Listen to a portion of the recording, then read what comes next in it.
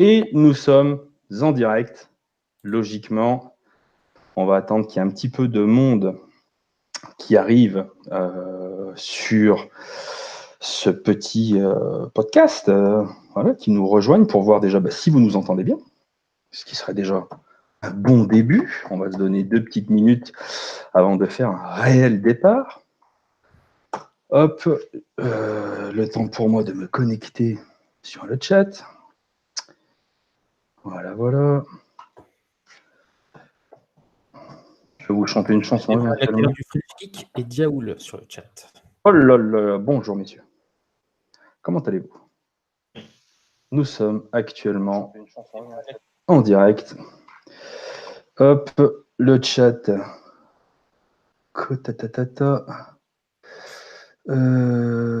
Ouvrir le chat dans une nouvelle fenêtre. Et voilà. Est-ce que vous m'entendez toujours? Allô, allô? Oui, est-ce que vous m'entendez? Oui, c'est bon? Oui. D'accord. Ça avait coupé un tout petit peu. J'ai mon cœur et mon anus qui ont palpité, tu vois. Je me suis dit, ça y est, ça foire, tu vois. Pour notre grande première, ça y est, on n'est pas bon. Eh bien, bonsoir tout le monde.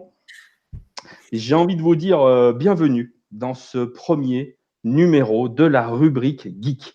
Alors, on va vous présenter un petit peu le concept, mais avant ça, pour démarrer ce podcast, j'ai très envie déjà de vous présenter les membres qui officieront à chaque fois avec moi, et puis dès à présent, de les remercier d'avoir accepté de venir avec moi. Je demande bien quelle folie passagère a pu vous prendre, messieurs, pour accepter ce challenge. Ce challenge énorme que de venir faire un podcast avec moi. Pour m'accompagner chaque mois, nous avons 2 membres du collectif lescomics.fr, ce collectif mythique dont je suis parti malheureusement, mais je reste quand même très attaché à ce collectif. Et nous avons 2 membres, 2 reviewers qui m'accompagneront donc à chaque émission. Nous avons avec moi Spider-Matt. Spider-Matt, comment vas-tu mon petit lapin? Bonsoir, ça va très bien, bonsoir au chat. Et nous avons alors celui que j'appelle dans mon intimité ma mère de molle. C'est un petit peu, tu vois, le mec, je le traîne depuis 1 an et demi avec moi, depuis le top des comics. Il refuse de me lâcher. C'est un peu comme le bouton qui pousse sur ton front le jour de ton mariage. Il est là, t'as les boules, mais tu devras faire avec. Dramoun, comment vas-tu, mon lapin? Salut, je suis très content de participer pour pouvoir rendre hommage à Cerise. Et enfin, qu'elle puisse être traitée à sa juste valeur ce soir. Cerise, ma petite chérie. Je suis très content, je vois qu'il y a un petit peu de monde sur le chat. C'est un vrai plaisir que vous soyez là, présents à ce rendez-vous. Alors maintenant, on va vous expliquer un petit peu le concept de la rubrique Geek, hein, très simplement. Ce qu'on a voulu faire, les gars, vous pouvez me couper à n'importe quel moment.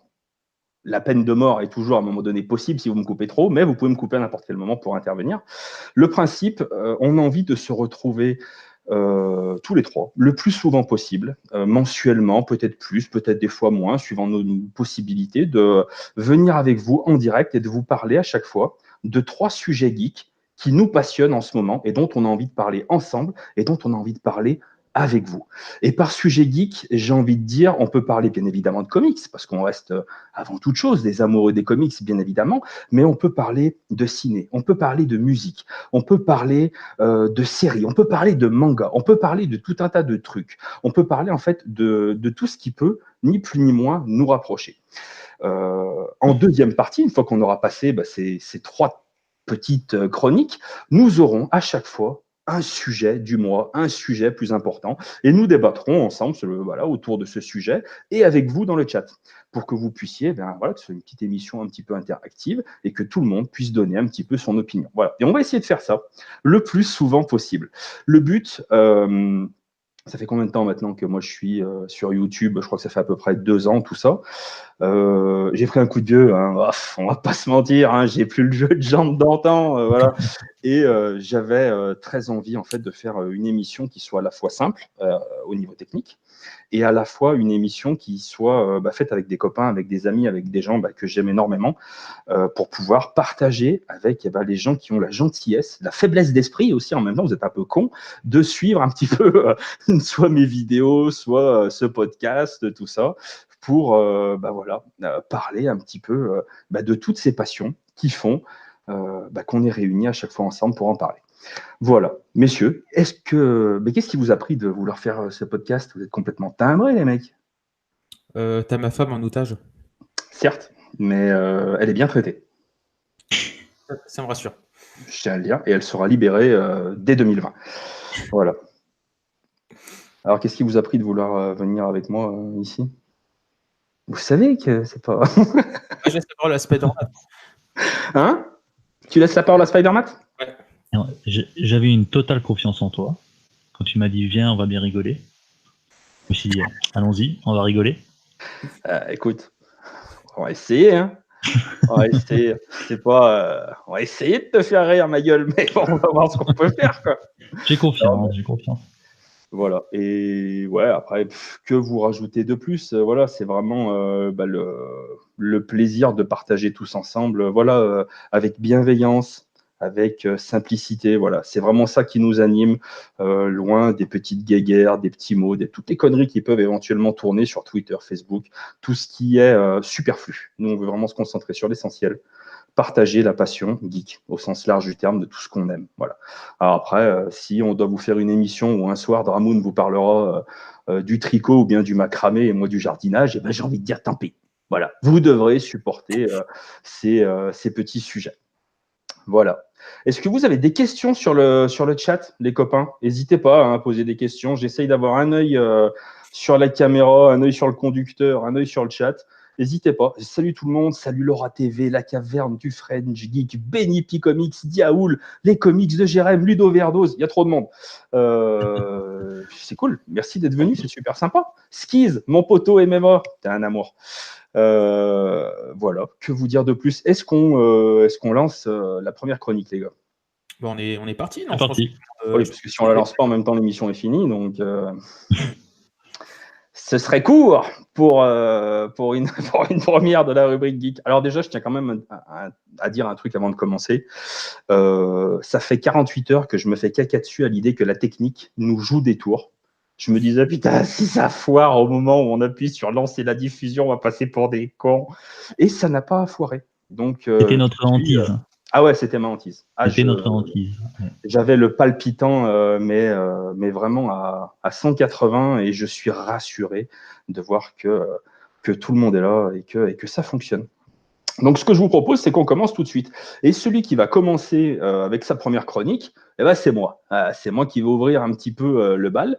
Et j'ai envie de vous parler de ce comics qui est sorti il y a quelques semaines, quelques mois, je crois, du côté de chez Panini Comics, dans la collection 100% Marvel, le Cosmic Ghost Rider. Donc, c'est au scénario, on retrouve Donny Cates. Si j'ai choisi ce comics, vous vous en doutez peut-être, c'est évidemment pour parler de Donny Cates, qui est un de mes chouchous en ce moment, que je suis énormément. Enfin là, j'adore le travail qu'il est en train de faire sur Marvel. Et au dessin, on peut retrouver Dylan Burnett. Est-ce qu'on peut s'arrêter 2 secondes sur son nom de famille, Burnett? Je ne suis pas sûr qu'il ait eu une scolarité facile en s'appelant Burnett. Mais bon, après... Si c'est un anglais, ça va. Burnett, éventuellement. Et donc, le Cosmic Ghost Rider, pour vous faire un petit pitch, je crois qu'il faut avoir lu, avant toute chose, Thanos Wins, qui devrait sortir, si je ne dis pas de bêtises, le 3 juillet en deluxe, du côté de chez Panini Comics, et qui devrait faire 26 €. À moins qu'il y ait un petit changement de prix d'ici là, comme c'est si bien le faire Panini, mais logiquement, ça devrait rester à 26. Alors, je ne sais pas si vous avez lu cette série, j'ai fait une petite vidéo dessus. Elle est absolument extraordinaire. Je trouve que Donny Cates a fait un travail absolument génial dessus. Et c'est dans cette série qu'il a créé, mis en avant ce personnage, le Cosmic Ghost Rider. Et on retrouve en fait dans cette mini-série en 5 épisodes, ni plus ni moins, le Cosmic Ghost Rider. Alors je ne vais pas vous dévoiler, comme Panini l'a fait, le nom qui est le Cosmic Ghost Rider, pour vous laisser éventuellement la surprise si jamais vous n'avez pas encore lu Thanos Wins, et je vous conseille véritablement de le lire. Et voilà, ça raconte ni plus ni moins comment le Cosmic Ghost Rider, bon, il n'est pas mort, tant mieux pour lui, on est bien content, et il va aller en fait dans le passé pour récupérer bébé Thanos. Voilà. Et il se dit qu'il va changer le futur, peut-être en tuant le bébé Thanos. Mais étant donné que bébé Thanos, il est tout mimi dans son petit berceau, un peu tout vénère, et finalement, il va l'adopter. Et c'est le Cosmic Ghost Rider qui va l'élever. Et alors, on va pas se mentir, moi, ça m'aurait fait beaucoup rire d'avoir comme beau-père le Cosmic Ghost Rider, mais c'est pas forcément le mieux placé pour élever un enfant. Hein. Voilà. Et donc, ça va être une histoire complètement faux-folle.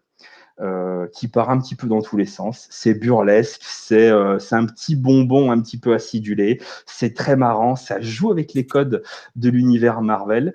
Et voilà, c'est soit on aime, soit on déteste, mais je trouve que c'est une petite parenthèse que s'est permis Donny Cates et que j'ai trouvé absolument rafraîchissante. Mais je sais que mes deux copains l'ont lu également et je vous passe la parole. Messieurs, qu'est-ce que vous avez pensé de ce Cosmic Ghost Rider? Tu vas en premier, Spider-Man, ou comme Ouais. tu veux? Vas-y. En fait, j'ai bien aimé Cosmic Ghost Rider. Le personnage était un peu barré, mais pas autant que Deadpool, donc ça allait, ça restait mesuré. Mais vu ce qu'il avait fait Cates sur Thanos, je m'attendais vraiment à un truc pas exceptionnel, mais un truc haut de gamme. Ouais. Et finalement, il nous a pondu un scénario à la Terminator, hein, aller tourner dans le passé, tuer le méchant. Enfin, Terminator c'est gentil, mais bon, voilà. Hein. Et du coup, je suis un peu resté sur ma faim parce qu'il y avait tellement de possibilités en fait avec ce personnage. Et au final, il reste enfermé dans un truc déjà vu, quoi. Donc, ça reste bon, mais bon, c'est classique. C'est un peu le risque. C'est-à-dire que moi, ça m'a fait penser un petit peu, et c'est un peu la crainte que j'ai aussi à l'avenir, c'est de tomber dans les travers, entre guillemets, de Deadpool. C'était qu'on se retrouve de nouveau avec un personnage complètement loufoque, dingo, qu'on va essorer, épuiser, on va tirer sur la corde à mort. Et j'ai eu un petit peu cette impression-là. Et en même temps, je suis complètement rentré dedans. Et c'est 5 épisodes que j'ai lus en 2-2 et ça m'a fait rire, ça m'a fait sourire. J'ai trouvé ça sympa. Et il y a une autre pas du série, Deadpool, je crois, qui est en cours. Non, c'est pas du tout du Deadpool. Ça reste plus mesuré, plus ça reste sur. Enfin, il est un peu sur le frein quand même. Donc, à voir ce que ça donnera par la suite. Par contre, je suis d'accord avec toi, sans dévoiler l'identité du Cosmic Ghost Rider, mais ce personnage, et c'est ça que j'apprécie tout particulièrement chez Donny Cates, c'est qu'il a cette faculté, je trouve, à oser des choses, à proposer. Il y va, et quand il y va à fond. Et je trouve que ce personnage, un Ghost Rider, ancien héros de Galactus, donc qui a investi aussi des pouvoirs cosmiques, en sachant en plus qui il est réellement, tu te dis, putain, ce personnage, il y a moyen de faire des trucs de fou avec ce type. Et c'est ça que je trouve génial. Et il y a une autre mini-série, si je te dis pas de bêtises, qui est en cours, qui est en train de sortir en VO. Et par contre, c'est pas Donny Cates qui est dessus. Et a priori, les premiers retours aussi sont très très bons. Qu'est-ce que tu en as pensé, mon cher Bramoun? Moi, c'est une bonne lecture détente. Je me suis posé la question de, en fait, pourquoi il allait sur ce titre. Parce que, comme tu l'as dit, Donny Cates, c'est un peu devenu la pépite de Marvel en termes de scénariste. Il a récupéré énormément de projets. C'est un mec qui est complètement proactif entre Gardiens de la Galaxie, entre Thanos, entre Doctor Strange, entre Venom, enfin, toutes ces séries-là. Il est quand même super actif. Et en plus, il faut savoir qu'il fait quand même pas mal de travail en indé aussi. Donc, il n'y a pas que ces séries Marvel. Et on s'est rendu compte qu'il a quand même un sacré talent de scénariste. Et je me suis posé la question, est-ce qu'il est allé sur le titre un peu pour se donner un défi de faire autre chose? Est-ce que c'est Marvel qui lui a demandé d'aller sur le titre et que au final, ça a été un peu, il a peut-être cherché un peu quoi faire. Mais moi, je trouve le premier tome assez sympa. Hein, c'est une bonne lecture détente. Et je suis assez surpris de voir Donny Cates dans un registre comme celui-ci, quoi. On l'a vu sur des séries très, très sérieuses avec un vrai enjeu et un vrai, qui laisse penser un impact en fait sur l'univers Marvel, alors que là, moins quoi. On sent vraiment que c'est une lecture plus détente quoi. Oh, Donc voilà. c'est assez surprenant de le voir dessus quoi. Moi, après, je pense qu'il s'est peut-être autorisé ou peut-être que c'était un boulot commandé, j'en sais rien, mais c'est un petit moment de respiration, tu vois, où j'ai l'impression qu'il a laissé libre cours à son imagination, à ses envies, à sa folie, et, euh, et il s'est fait plaisir. Et là, par contre, si je dis pas de bêtises, Donny Cates, il est sur les Gardiens de la Galaxie. Ouais. Et ça, voilà, c'est une série. J'ai très très envie de la découvrir une fois que ça sortira en VF, hein. Très, très Bah, sincèrement. franchement, sur les Gardiens de la Galaxie, pour avoir lu les premiers numéros en VO, franchement, il a une super écriture. Moi, personnellement, j'aime beaucoup, quoi. Ouais. Je me pose même la question de comment il va faire par la suite parce qu'il fait tellement de séries, le mec, il pourra pas tout faire, quoi. Il y a un moment, il va devoir, je pense qu'il va devoir sélectionner des séries, quoi. Après, tu me diras, Bendis a bien fait ça, hein. Bendis, il écrivait 50 séries en même temps, donc Oui, ça serait avec peut-être le faire, mais bon. pas forcément beaucoup de succès. Enfin, du succès. Ah, est-ce que Du c'était bon à succès chaque fois, quoi? de vente, après du succès critique, ça c'est autre chose. Voilà. Mais je suis vraiment curieux de savoir quelle va être un peu la suite de la carrière de Donny Cates parce que il se diversifie pas mal, il touche beaucoup de persos, il fait beaucoup d'histoires différentes, il fait des persos plus sérieux, moins sérieux, du coup des groupes, vu qu'il fait maintenant les Gardiens de la Galaxie, etc. Non, franchement, ça donne envie de voir pour la suite, quoi. Et du coup, je vois Dragnir, coucou Dragnir, qui est sur le chat, qui nous dit après, c'est pas le meilleur taf de Kate. Alors clairement, mais du coup, j'ai envie de Oui, poser la question. C'est indéniable. Spider-Man, je connais ta réponse, mais j'ai envie que tu m'en parles. C'est quoi pour toi Je sais le ce que meilleur tu vas me taf de demander. Kate? Le meilleur taf de Kate chez Marvel. Chez Marvel. Ah, Pour toi, c'est Venom. quoi? Ah, Venom. Venom. Bah, chez Marvel, je l'ai connu avec Venom et ouais, la grosse claque, quoi. Et la façon qu'il a de raccrocher les wagons avec le run de Jason Aaron sur Thor, c'est juste magnifique. C'est C'est ouais. juste magnifique. C'est très C'est subtil. Le mec, il réutilise la mythologie qu'Aaron il a mis en place. Puis il va loin, quoi, dans la reconstruction des origines et du mythe du symbiote et du peuple des symbiotes. ouais. Et ça lui donne encore plus de valeur du coup au run de Aaron. Enfin moi, Eh voilà, oui, voilà. le fait que ce soit Voilà. récupéré. Et bah, toi comme moi, on en a chié, mais on a réussi à le lire un petit peu en VO. Ouais. Qu'un com, on l'a lu en VO. Et Ouais, c'est par très contre, bon. toi comme moi, voilà, on n'a pas cédé au softcover de Panini et on attend l'hypothétique, mais qui arrivera à un moment ou à un autre, Deluxe. Voilà, on espère qu'à un Ah oui, moment parce que donné, dans le softcover, à part la série là, t'as ouais, du non. Spider-Geddon, t'as d'autres séries Venom, mais bon. Non, Alors toi, tu dis c'est- Venom. Ouais. Venom, Moi, tu dis moi, toi? je dis Venom, moi. Ah, Ah, attends, d'accord. alors gros débat. Alors là, Ouais. arrêtez-vous. Est-ce que vous dites Venom ou Venom? Quel est votre team? Moi, j'ai envie de savoir. Moi, c'est Venom. Venom. Mais ça va pas ou quoi? Venom. Il y a un O, c'est Venom. C'est Venom. Putain, alors les Lorrains, hein, sans déconner. Tu vois, ça fait pas 18 minutes qu'on a commencé déjà, ça y est, quoi. On y est. Venom. Et ouais, moi je vous conseille sincèrement d'éviter le softcover. Ce sera toujours 7,50 Ah ouais, d'économiser tous les mois et puis d'attendre le Deluxe, c'est hein, ça. parce que c'est vraiment Ça vaut très très bon. vraiment, ça vaut vraiment le coup. Je vois Ludo Verdos qui nous dit: je lis très peu de Marvel récent, du coup j'hésite à me lancer. Ah, écoute, copain, j'ai envie de te dire, je te conseille Immortal Hulk, mais bon, on va dire que j'en fais trop. Mais non, Immortal Hulk, évidemment, c'est du très très récent, hein, c'est actuel, et je te conseille vraiment de te le procurer et de le lire. Et Venom, ouais, aussi, hein, tu peux y aller sans aucun souci. Je pense que c'est quelque chose qui forcément peut te plaire. Voilà, très sincèrement. Il demandait aussi si la série était accessible si on n'était pas à jour dans la continuité. Pour le Cosmic Venom? Ghost Rider. Ah, pour le Cosmic Ghost Rider? Ah oui. Ah oui, oui, à l'aise. Après, à mon avis, ce serait vraiment dommage, et pour le coup, ça passerait pas bien, de lire le Cosmic Ghost Rider si vous ne lisez pas Thanos Wins. Thanos Wins, donc ça sort le 3 juillet, ce sera le volume 2. Il y a un volume 1 qui est sorti, mais qui n'a rien à voir, qui est totalement indépendant du truc. Vous pouvez très bien éviter le tome 1, qui entre nous soit dit, bon, le début est sympa, mais la fin est pas ouf, et vous concentrer simplement sur le tome 2, qui sera pour vous comme une espèce de petit one-shot. Et alors là, Thanos Wins, C'est une sorte de what if en fait, hein, de toute façon. ouais, Thanos Wins. je le surconseille. Même sans Thanos Wins, tu peux comprendre, ça reste assez accessible quand même. Ouf. Ouais. Oui, je sais si pas. tu pars du postulat de départ que cette personne, c'est le Ghost Rider. puis c'est bon. Ouais, Ouais, oui, voilà. Ouais, mais c'est. c'est juste que, comment dire, t'as pas, comment dire, t'as pas d'origine, entre guillemets, mais en soi, ça reste compréhensible, quoi. Tu peux quand même Pas lire dérangeant. les comics, tu profites complètement de l'histoire quand même, hein. Tu peux, mais tu vas passer à côté d'un truc qui est vraiment génial. Ouais, bah, tu sais, c'est comme quand tu lis Morrison, hein.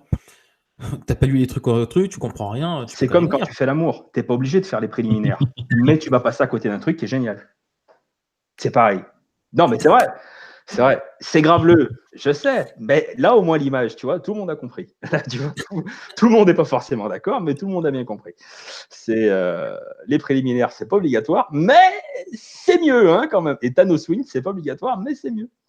Thanos Wins, c'est à lire en priorité, hein, Ouais, c'est clair. C'est clair. clairement. Et, vous voyez, là, juste ici, là, hop, il y a des petits Deluxe. Il a sa place. Il a sa place. Le 3 juillet, il est là, c'est sûr, je le veux dans ma bibliothèque. Il est Que beaucoup tu es trop beau. faible. Messieurs, est-ce que vous avez quelque chose à rajouter sur cette première chronique ou est-ce que vous voulez qu'on passe directement à la seconde? Pas du tout, à part si le chat a des questions Oui. particulières sur, Ouais. sur le Cosmic Ghost Rider ou même sur Donny Cates ou quoi que ce soit, n'hésitez pas. Je vois Maxime qui dit le souci d'arrêter le softcover, c'est le retard librairie de Panini. C'est vrai. Ah, ça, Mais, c'est... C'est vrai. par contre, c'est comme ça que moi je me fais souvent avoir, à titre personnel, c'est que le Thanos Wins, je l'ai chopé dans les softcovers.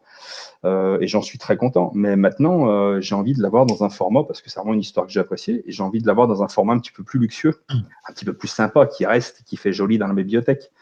Et du coup, je vais certainement me séparer de mes softcovers, et puis à la fin, j'aurais perdu quand même 2-3 ronds dans la bataille. Hein. Ouais, 26 €, ils font un effort quand même. Je sais pas s'il y a beaucoup de pages. Hein. Ouais, mais ça, ils s'en foutent, hein, Panini, de toute façon. Oui, c'est Hein vrai. On est d'accord. Hein Oui. Le dernier Flèche Noire, là, le Deluxe, hein, c'est un mini Deluxe. Hein, donc, il est pas très épais non plus. Hein. Voilà. Je vois Volusian qui nous dit Thanos Wins égale le préliminaire du comics, tu sais vendre. Oui. C'est vrai. Efficace. Voilà, on a passé quoi? On a passé une vingtaine de minutes sur le Cosmic Ghost Rider. Et puis on a fait un petit peu le tour de Donny Cates. Sinon aussi du côté de Panini, il y a le Doctor Strange par Donny Cates qui sort. Il y a le tome 1 qui est sorti. Le tome 2, il est sorti également avec Damnation. Alors je me suis pas procuré le tome 2, mais j'ai un petit peu avancé dans Damnation. C'est pas trop mon truc pour le coup. C'est pas trop mon truc. Damnation, j'ai pas encore lu. Ouais. C'est... J'ai lu le tome 1, Doctor Strange par Donny Cates, c'est Ouais. Doctor Strange Legacy, c'est ça, je crois. Ouais, c'est ça, ouais. Que j'ai Ouais. bien aimé. J'ai pas encore lu. Ouais, j'avais bien aimé aussi, mais j'ai pas Avec encore lu. Loki. Je sais pas si Ouais. tu l'as lu, Dramoon. Ouais, mais c'est pas... Enfin, moi, c'était pas mon kiff, donc... Ouais. Moi, j'ai déjà du mal avec le personnage, m'a jamais transcendé, donc... Le Bah, Doctor Strange ouais, moi Ouais. non plus. C'est pas trop mon Non, truc. si. Alors, on Mais, fait pas un top des comics, là, on va pas classer Doctor Strange. Je te vois venir là sur ta console. Ouais, j'étais déjà chaud là. J'étais déjà chaud. Et pour moi, les gars, Doctor Strange numéro 1, donc le Batman, au revoir. non, ça, ce sera pour une prochaine fois. Ah, Maxime qui nous demande qu'est-ce que vous pensez de la gamme Icons. Il y a pas mal de critiques, mais perso, j'aime bien le rapport quantité-prix. Et ben, ça dépend de quel numéro. En fait, les Icons, de manière générale, le rapport quantité-prix, ça fait partie c'est le meilleur rapport quantité-prix chez Panini, je trouve. Après, ce qui est souvent Ça dépend sur décrié, quel volume. ouais, il y en a certains, Hein je pense, c'est Punisher de Aaron, je crois, qui est fait Non, comme ça. c'est le Avenger Forever et le Icon sur Corben. Ouais. Mais Lui aussi, il est petit. Hein. Il est petit. de manière générale, il est tellement petit, je m'en sers pour caler ma table. Mais en termes de papier, en fait, ce qui est souvent décrié en fait sur ce format-là, c'est la qualité du papier, quoi. Ouais. La qualité d'édition, en fait. Tout simplement, en termes de côté éditorial, de contenu éditorial, il n'y a pas grand-chose. Et la qualité du papier n'est pas forcément au rendez-vous. Et en termes d'édition sur l'ouvrage n'est pas forcément tout le temps qualitatif, quoi. Donc Je trouve, tu vois, que c'est décrié, en fait. Mais c'est... la qualité du papier, je trouve que ça va sur des vieux récits. Tu vois? Les New Mutants, par exemple, moi, Ouais. je l'ai pas pris, mais je sais que tous ceux qui l'ont pris, je trouve que justement, ce papier-là, avec les couleurs de l'époque, ça rend super bien, c'est parfait, etc., quoi. Mais tu prends sur des récits récents, ou même, par exemple, moi, je pense sur les Punisher, ou même le Captain America de Brubaker, t'as quand même ce côté où le papier rend pas hommage aux couleurs, et ça fait des fois, un côté un peu délavé, malheureusement, qui est un peu frustrant, je trouve. Donc, Moi, j'avais offert sur le plus vieux récit, l'époque où les couleurs étaient beaucoup plus pâles, moins vives, ça ça rend un peu. passe. Moi, j'avais offert les Ultimates en Icons à mon neveu, et parce qu'il voulait que je lui prête des livres. Mais t'es malade. Il n'y a pas un livre qui sort de chez moi. Je t'en achète un si tu veux, mais tu prends ta carte de bibliothèque et puis voilà. Non, je déconne. Mais je lui avais offert les Ultimates, et c'est vrai que la qualité des couleurs était quand même moins bien qu'en Deluxe, quoi. Sincèrement, c'était quand même pas top. C'est vrai, mais le papier, moi, avec les Icons, il me dérange pas. Franchement. C'est pas. Enfin, il m'a jamais dérangé, mais le pourquoi le format est si souvent décrié, c'est souvent Oui, c'est pour. un des points pardon, qui reste. Comment dire qui W. reste mis en avant. Après, quand Panini fait pas de nimp et qu'il reste vraiment dans la quantité de chapitres et de pages habituelles, c'est quand même un sacré rapport qualité-prix. Pour 36 mais euros, t'as quand même des sacrés pavés. Mais après, c'était dans. Comment dire Dans les Icons, c'est dans le même format que. Comment dire T'es dans le même format que les intégrales de Urban. Et ce qui manque, c'est que des fois, tu en as des très gros qui vont être des formats que tu peux avoir chez Urban, comme par exemple Sandman, où tu as quasiment plus de 500 voire 600 pages en fonction des tomes de Sandman. Donc, en termes de quantité-prix, tu es au top. Et par contre, Urban a aussi ce côté où des fois, tu as des intégrales, je prends 100 Bullets, ou même les Fables, etc., qui sont à 28 euros. Où là, souvent aux alentours, tu peux varier entre 250 voire 400, 500 pages, parce que les Preacher, ils font 128 euros et ils dépassent ces 500 pages. Alors que les Icons, quand ils sont plus fins, comme les Avengers Forever, en fait, ils sont pas du coup ce prix qui va être à 28, 29, 30 euros. En fait. C'est ça qui est frustrant chez Panini. Il y en a certains qui sont à 36 qui les valent amplement, comme chez Urban, qui sont à 35 qui les méritent amplement. Ouais, mais il y a sûr.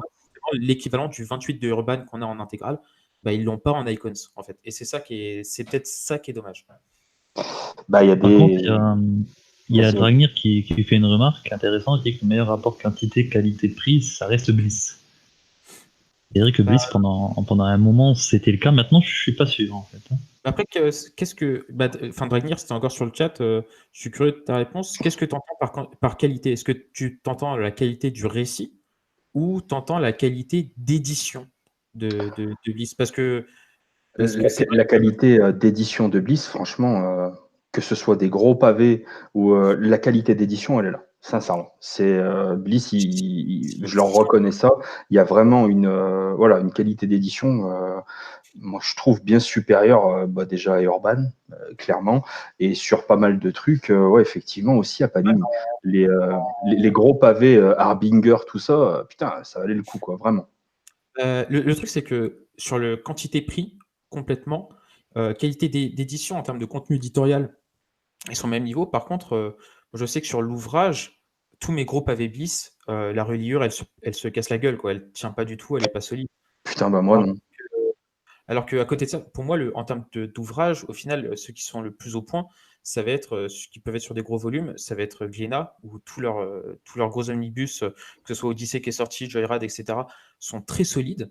Et les gros omnibus, je pense notamment à la trilogie de Warren Ellis chez iComics.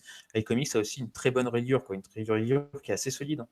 Toi, les gros pavés Bliss, la reliure, elle pète? Moi, ils se cassent tous la gueule. Hein. Moi, je les ai plus en droit dans ma bibliothèque, ils sont tous couchés. Hein. Mais parce que tu te bats avec. J'ai des Urban que j'ai depuis le départ, qui font partie des premières éditions d'Urban et machin, qui sont encore impec. Hein. Moi, j'ai des Urban, ils tirent un peu la gueule. Hein. Genre, j'avais acheté le Superman Unchained en noir et blanc. Putain, j'ai peur de l'ouvrir. Hein. Moi, j'ai un paquet d'Urban qui, après une lecture, qui sont partis. Ça fait flipper. Les intégrales Green Lantern par Jeff Jones, ils ont changé la reliure à partir du tome 3, si je te dis pas de conneries. Ils ont un petit peu amélioré le truc, mais tu prends les premiers et deuxièmes tomes, les premières éditions, waouh, ça fait flipper. Hein. Ça fait flipper. Enfin, là, je crois qu'on s'écarte un petit peu.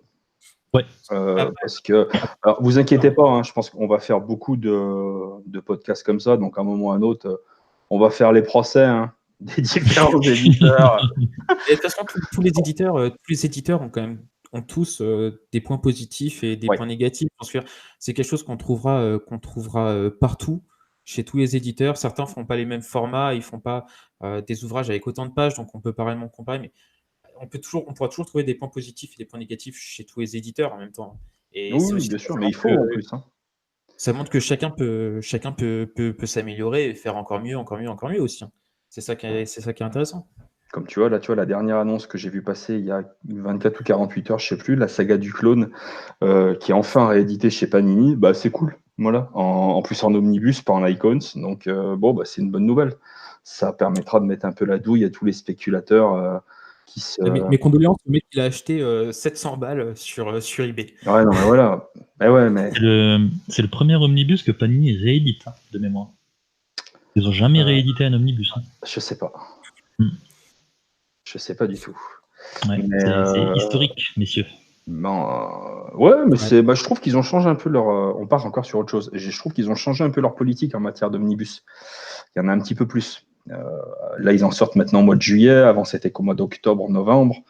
C'est en train un petit peu, peut-être, d'en sortir un peu plus. Mais c'est un budget à chaque fois. C'est 70 balles la bête.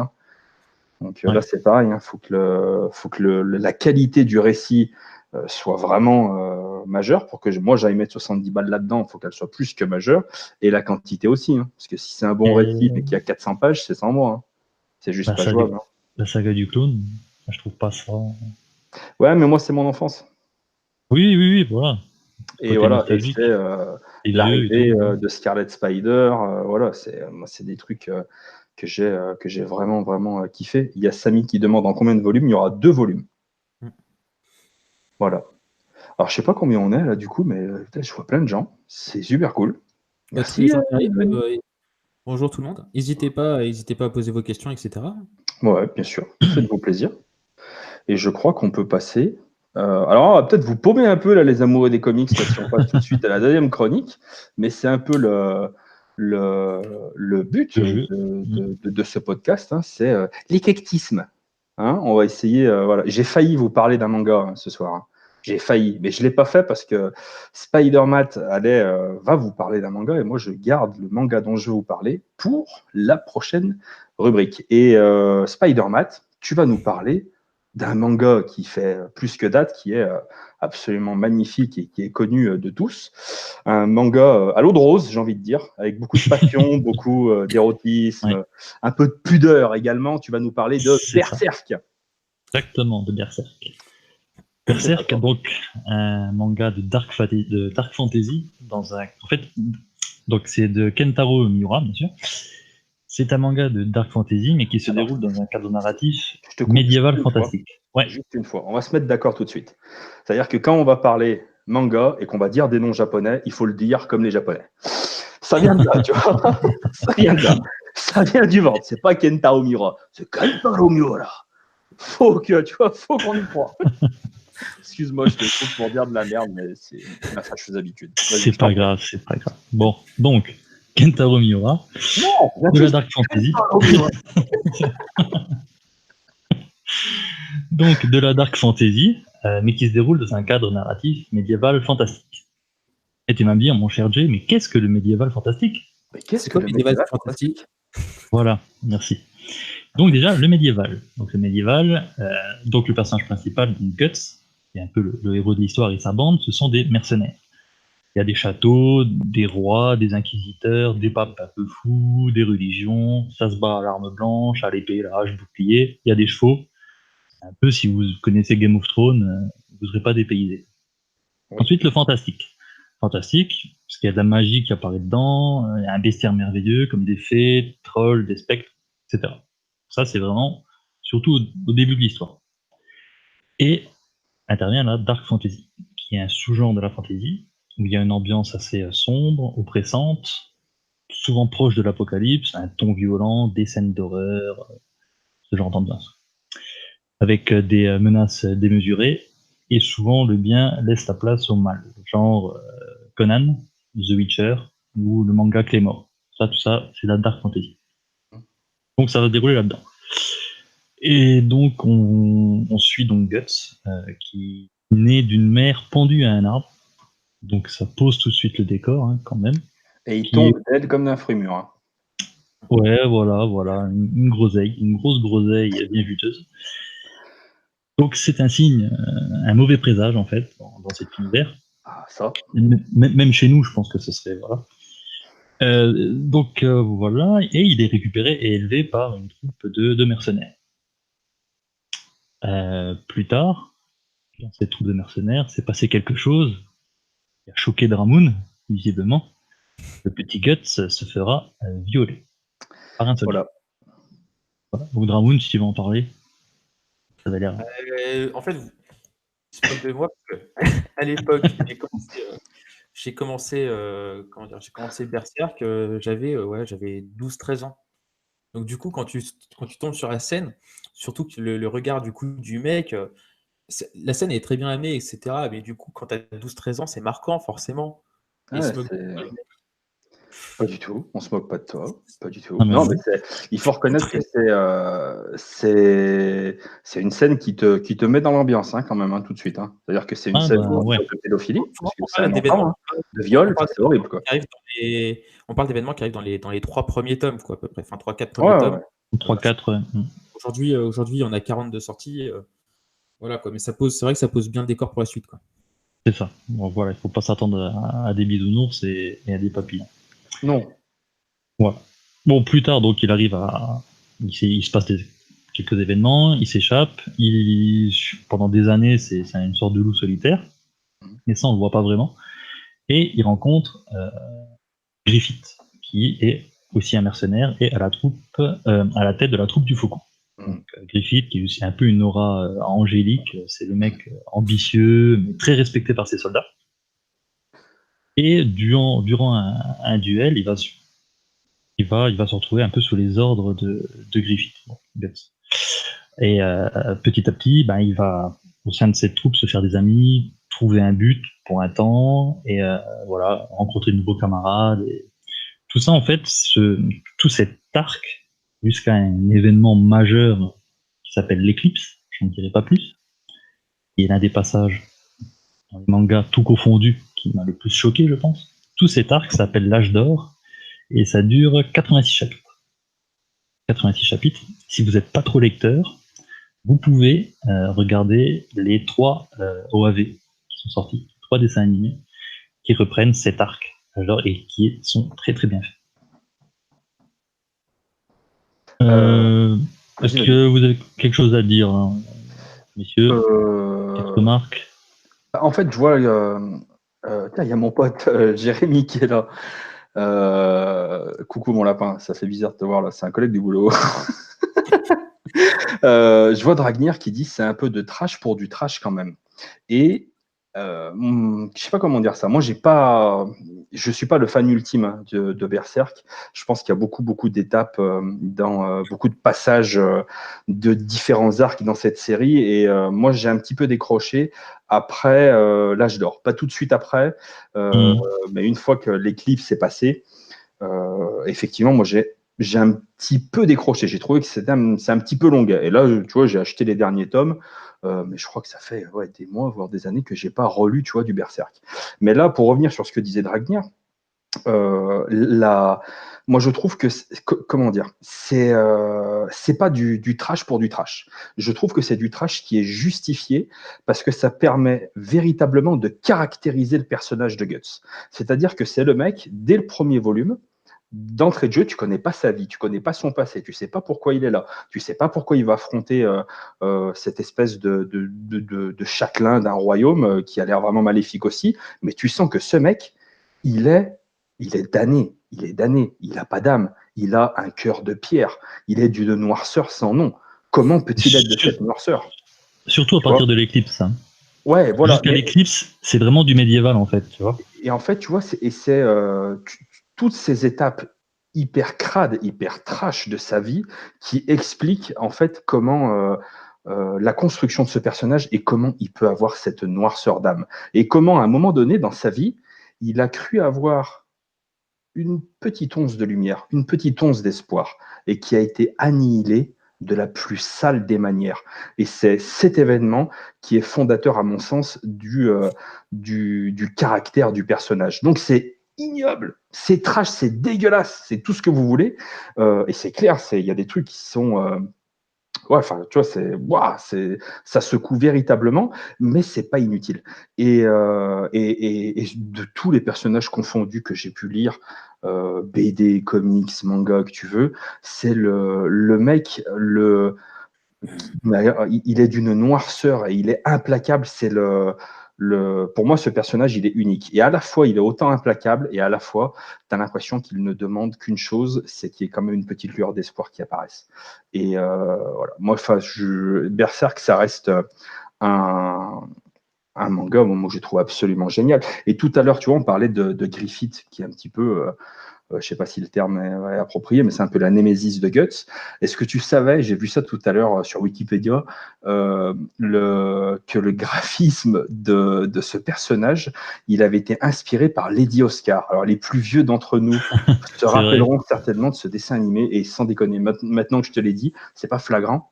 Putain, c'est vrai. Et d'ailleurs, j'ajouterais que, en fait, donc sa némésis avec Griffith, en fait, dans la vraie vie de Kentaro Miura, en fait, c'était son meilleur ami. Et l'évolution des deux personnages, en fait, ça ressemble à leur amitié, en fait. C'est-à-dire que Griffith était dans la lumière au début, Guts, c'était un peu, pas son sous-fifre, mais voilà, il n'avait pas vraiment son propre rêve à lui. Et en fait, ça s'est inversé au cours de l'histoire. Et en fait, c'est ce qui s'est arrivé dans la vie de l'auteur, en fait. Mmh. Et oui, donc jusqu'à cette éclipse, donc ce moment qui marquera à jamais Guts, c'est surtout du médiéval en fait. Il y a quelques touches fantastiques, mais on n'est pas encore vraiment dans la dark fantasy, je trouve. Et ensuite, on va vraiment aller dans la surenchère. Même quand on voit l'évolution de Guts, par exemple, même tout con, juste son épée. Son épée au début, ouais, c'est une grosse épée. Ensuite, le mec, il a une épée tellement énorme, là, je sais plus comment elle s'appelle, la fendeuse de dragon, je crois. Ouais, le mec, quand même, je crois. Ouais, à un moment, le mec, quand même, il dit qu'il s'en sert comme plaque de cuisson, des fois. Donc, tu vois déjà la gueule de l'épée, quoi, tu vois. Et tout ce côté évolution est vachement bien retranscrit. Et ce qui est intéressant aussi, c'est comme tu disais, c'est que voilà, avec ses troupes, il avait une famille, il avait plus ou moins un but, et il arrive ce qui arrive, et ensuite, c'est vraiment la descente aux enfers. Et on est très loin de l'esprit, comme dans Fairy Tail, par exemple, où l'amitié résout tout, parce que déjà, si t'es ami avec Guts, il y a de grandes chances que tu crèves dans une mort bien dégueulasse, hein, on va pas se cacher. Et donc, on est plutôt dans, voilà, l'amitié, c'est au final tout ce qui pouvait le raccrocher un peu à la vie, et au bout d'un moment, il va devoir faire sans. Et aussi, j'ajouterais que le gros plus de ce manga, c'est les dessins. Les dessins, les scènes de bataille, les niveaux de détail, et tout ce qui est monstre, mais avec des traits humains. Qui rend le truc super dérangeant, malsain. Et comme dans un manga, il y a beaucoup de combats, t'es tenté vraiment de feuilleter vite les pages. Des fois, je me dis non, je reviens derrière, et ne serait-ce que pour rendre hommage au taf du mec, je regarde les détails et je m'attarde un peu sur le truc. Enfin, les dessins de Kentaro Miura sont vraiment absolument magnifiques. Surtout que le style évolue quand même dans le temps. C'est ce que j'ai vu tout à l'heure. La première pré-publication, donc c'était dans un magazine, si je dis pas de conneries, c'était en 89. Tu te rends compte? Putain, comme c'est vieux. 89. Ça fait, c'est incroyable, quoi. Ça fait 30 ans. C'est presque 40 ans, quoi, que le truc, il existe, et on en est. Je crois que le tome 40 sort en France. Je sais pas il est sorti ou voilà. Il est sorti. Bon, bah, va falloir que j'y aille, quoi. Et je rajouterais aussi, ça, il faut quand même avoir lu le manga quand même, presque dans son entièreté, pour aller voir les vidéos. Donc, il y a la chaîne de Paul qui avait fait une vidéo sur Kentaro Miura, donc l'auteur, qui est vraiment superbe. Et la chaîne Alt 236 aussi, qui a fait toute une vidéo qui dure plus d'une demi-heure, mais qui décortique l'œuvre. Et en fait, le mec, il te montre quand même, il y a des tableaux, des tableaux d'artistes, voilà, de notre monde à nous, hein, qui ont été vraiment intégrés à sa manière dans le manga. Et le mec, en fait, il a joué avec plein de petits détails. Et C'est super intéressant ces 2 vidéos, mais il faut quand même avoir lu le manga, sinon vous allez vous faire spoiler comme des porcs. Mais je vois qu'il y a Kek Air qui nous parle justement de cette vidéo de Alt 236. D'ailleurs, j'en profite parce qu'après je vais oublier, je vais la noter parce que je vais aller la voir. Il y a Ludo Verdos qui nous conseille aussi une vidéo de Paul que je connais pas du tout, qui parle de l'auteur de Berserk et ce rapport avec son meilleur ami justement. Donc, ça peut être super aussi intéressant pour en apprendre un petit peu plus. On a Jérémy qui nous dit la lumière n'est pas forcément le bien vu la tournure du manga. Certes. Certes, mais le côté sombre reste quand même bien dégueulasse. Ouais, mais c'est vraiment le lion, quoi. Il y a du blanc, du noir. Enfin, Au final, tu te sens tout petit en fait quand tu lis ce manga, parce que tu te dis, plusieurs fois je me suis dit dans le manga, quand je lisais le manga, putain, j'aimerais pas vivre là-dedans. Parce que les humains sont écrasés vraiment entre toutes les puissances divines, maléfiques. Et vraiment, tu te sens tout petit et tu te dis, putain, les pauvres, quoi, ils galèrent dans cet univers. Et donc, pour toi, tu m'as dit tout à l'heure que tout manga confondu, pour toi, c'était les meilleurs dessins. Enfin, les dessins de Kentaro Miura, c'est vraiment tes préférés. Ouais, c'est vraiment les plus travaillés, les plus impactants. Et pour toi, Dramon? Ah, clairement. Il y a un niveau de détail. Et en plus, le style, tu vois qu'il évolue au cours des tomes, au fil des tomes. En même temps, il faut voir que le mec, il sortait des tomes régulièrement. Maintenant, et si tu en as un par an, tu es content, quoi. Donc, il prend clairement son temps. Mais tu as un niveau de détail sur les scènes de bataille. Si tu checkes les lances, des fois, tu peux te retrouver, tu n'as pas 2 fois la même lance ou les conneries comme ça, quoi. Enfin, c'est des trucs. Non, il y a vraiment. Tu as un niveau de dessin qui est vraiment, qui est vraiment fou, quoi. Moi, je suis totalement d'accord. Le travail de Kentaro Miura est vraiment totalement génial, mais c'est pas mon dessinateur préféré en termes de manga. Moi, celui qui m'a mis la plus grosse claque de toute ma vie en termes de manga, de dessin pur, même pas que de dessin d'ailleurs, c'est mon manga préféré, c'est Gunma. J'ai mangé le nom de l'auteur. Yukito Kishiro, putain, je suis pas bon. Et alors là, les scènes du motorball, voilà, là, pour moi, on était vraiment, j'étais tout en haut, quoi. Mais ça n'enlève rien au talent de Kentaro Miura, qui est vraiment incroyable. Il fait des planches, mais qui sont mais totalement dingues, ça véritablement. Et tu vois, tu as un truc. Moi, ça m'y avait fait penser, tu vois. Mais la scène, on va dire de l'éclipse, il y a quelques passages. Mais ça va peut-être un tout petit peu spoiler, mais c'est du mini-spoil, c'est que dalle, qui me fait penser au travail de Franquin dans Les Idées Noires. Je sais pas il faudra que je te montre les planches, mais il y a il y a un moment donné où, en fait, si tu veux, tu connais Les Idées Noires de Franquin. Ouais. Et c'est que du noir et blanc, et il y a beaucoup de pessimisme, il raconte des trucs des fois drôles, hein, toujours. Franquin est un génie, un jour il faudra qu'on en parle. Et il y a une case en fait où il représente un personnage, et ça fait vraiment penser à l'éclipse, et il est entouré d'un bestiaire. Et la ressemblance entre les deux, j'ai trouvé ça hallucinant. Est-ce que c'est fait exprès? Est-ce que c'est le hasard? Je ne sais pas, mais je te montrerai, et j'ai trouvé ça totalement hallucinant. Mais c'est vrai que cette scène de l'éclipse, même visuellement, narrativement, c'est un truc de fou. Et en fait, tu as vraiment 86 chapitres pour arriver à ça. Et c'est vraiment un gros truc de malade, quoi. Et c'est vrai que l'âge d'or, pour moi, c'était vraiment mon arc préféré. Avec l'Apocalypse, ça t'arrive vraiment, là, c'est l'apothéose. Après, c'est bon, même là, dernièrement, c'est plutôt bon, mais pour moi, on n'atteint pas ce niveau. Pour moi, le climax, il est passé, en fait.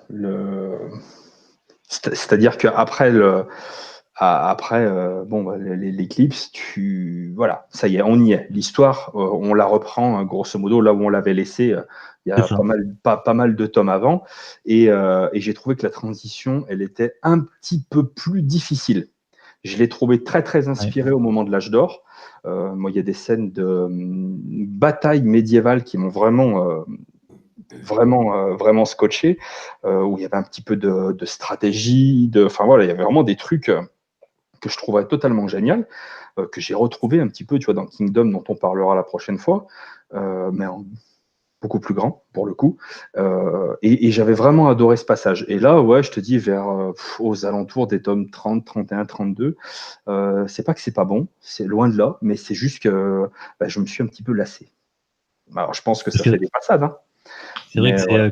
comme tu le précises, c'est vrai que en fait les 3 premiers tomes et demi, tu vois Guts tel qu'il l'est après l'âge d'or en fait. Ouais, voilà, où il est blessé, il a une marque sur le cou, voilà. Et à Ouais. partir de la moitié du tome 3, là, en fait, t'as sa genèse et t'as vraiment tout l'arc l'âge d'or. Ensuite, comme tu dis, à la fin de cet âge-là, tu rattrapes le début. Ouais, C'est vrai, ouais, voilà, c'est... t'as Ouais, rattrapé tout le passé et tu comprends pourquoi Voilà, tu comprends, voilà. ce qui est il intéressant, est c'est comme il est, que quoi. ce qui est intéressant, c'est qu'on t'introduit aussi directement dès le premier tome, on t'introduit un perso qui est puissant. Tu vois ce que je veux dire? Qui est puissant, un peu antipathique, froid, etc. Mais on t'introduit direct un perso qui est complètement badass et qui est comme ça, contrairement à avoir beaucoup de mangas et de shonen qui vont, par exemple, qui vont complètement se construire avec le mec qui évolue, après tu as un peu son passé, mais qui est encore en train d'évoluer. Non, Guts, tu récupères genre direct, le mec, il est fort, il est pas là pour déconner, il est pas là pour rigoler, il a son but, il est là pour buter tout le monde. Et direct, tu es présenté à ce personnage, à ce personnage-là qui donne tout de suite le ton du récit aussi. Et Hmm. moi, c'est ça que je trouve intéressant dans la construction, c'est que je suis d'accord qu'après, tu as la jeunesse pendant très longtemps, mais tout de suite, on t'introduit un mec qui est puissant. On ne t'introduit pas un mec qui est en train de progresser, qui est en train de battre ses vieux démons, ceci, ça. Non, on t'introduit un mec qui est tout de suite badass, quoi. Et c'est ça aussi qui diffère, je trouve. C'est ça qui marche bien aussi. Et après, est-ce que au final, la baisse de rythme, elle n'est pas aussi due au rythme de publication aussi? Aujourd'hui pour tous les mangas mainstream, tu as t'as un chapitre qui sort par semaine, tu as un nouveau tome tous les 3-4 mois. Berserk, si tu as un tome par an, tu es content. Tu vois? Donc, c'est-à-dire, à chaque fois aussi, Après, c'est, tu te sens un peu. ça dépend vraiment des arcs en fait, hein. Parce Ouais, mais qu'après tu l'âge te d'or, je sens sais beaucoup qu'à un mieux quand moment, même. t'as un arc aussi avec une sorte de pape fou, un peu comme ça, je dirais pas plus. Et c'est beaucoup axé religion, et je sais que pendant l'arc là, je m'étais un peu fait chier quand même, tu vois. Mais après, ça reprend, donc. Mais on n'atteint jamais, enfin, je trouve qu'on n'atteint jamais le niveau de l'âge d'or.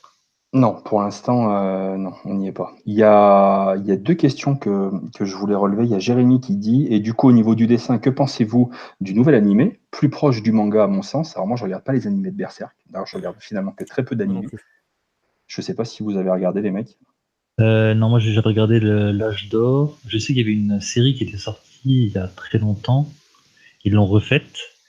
Et c'était tellement mal fait qu'il y avait certaines scènes, c'était devenu des mèmes, apparemment sur Internet.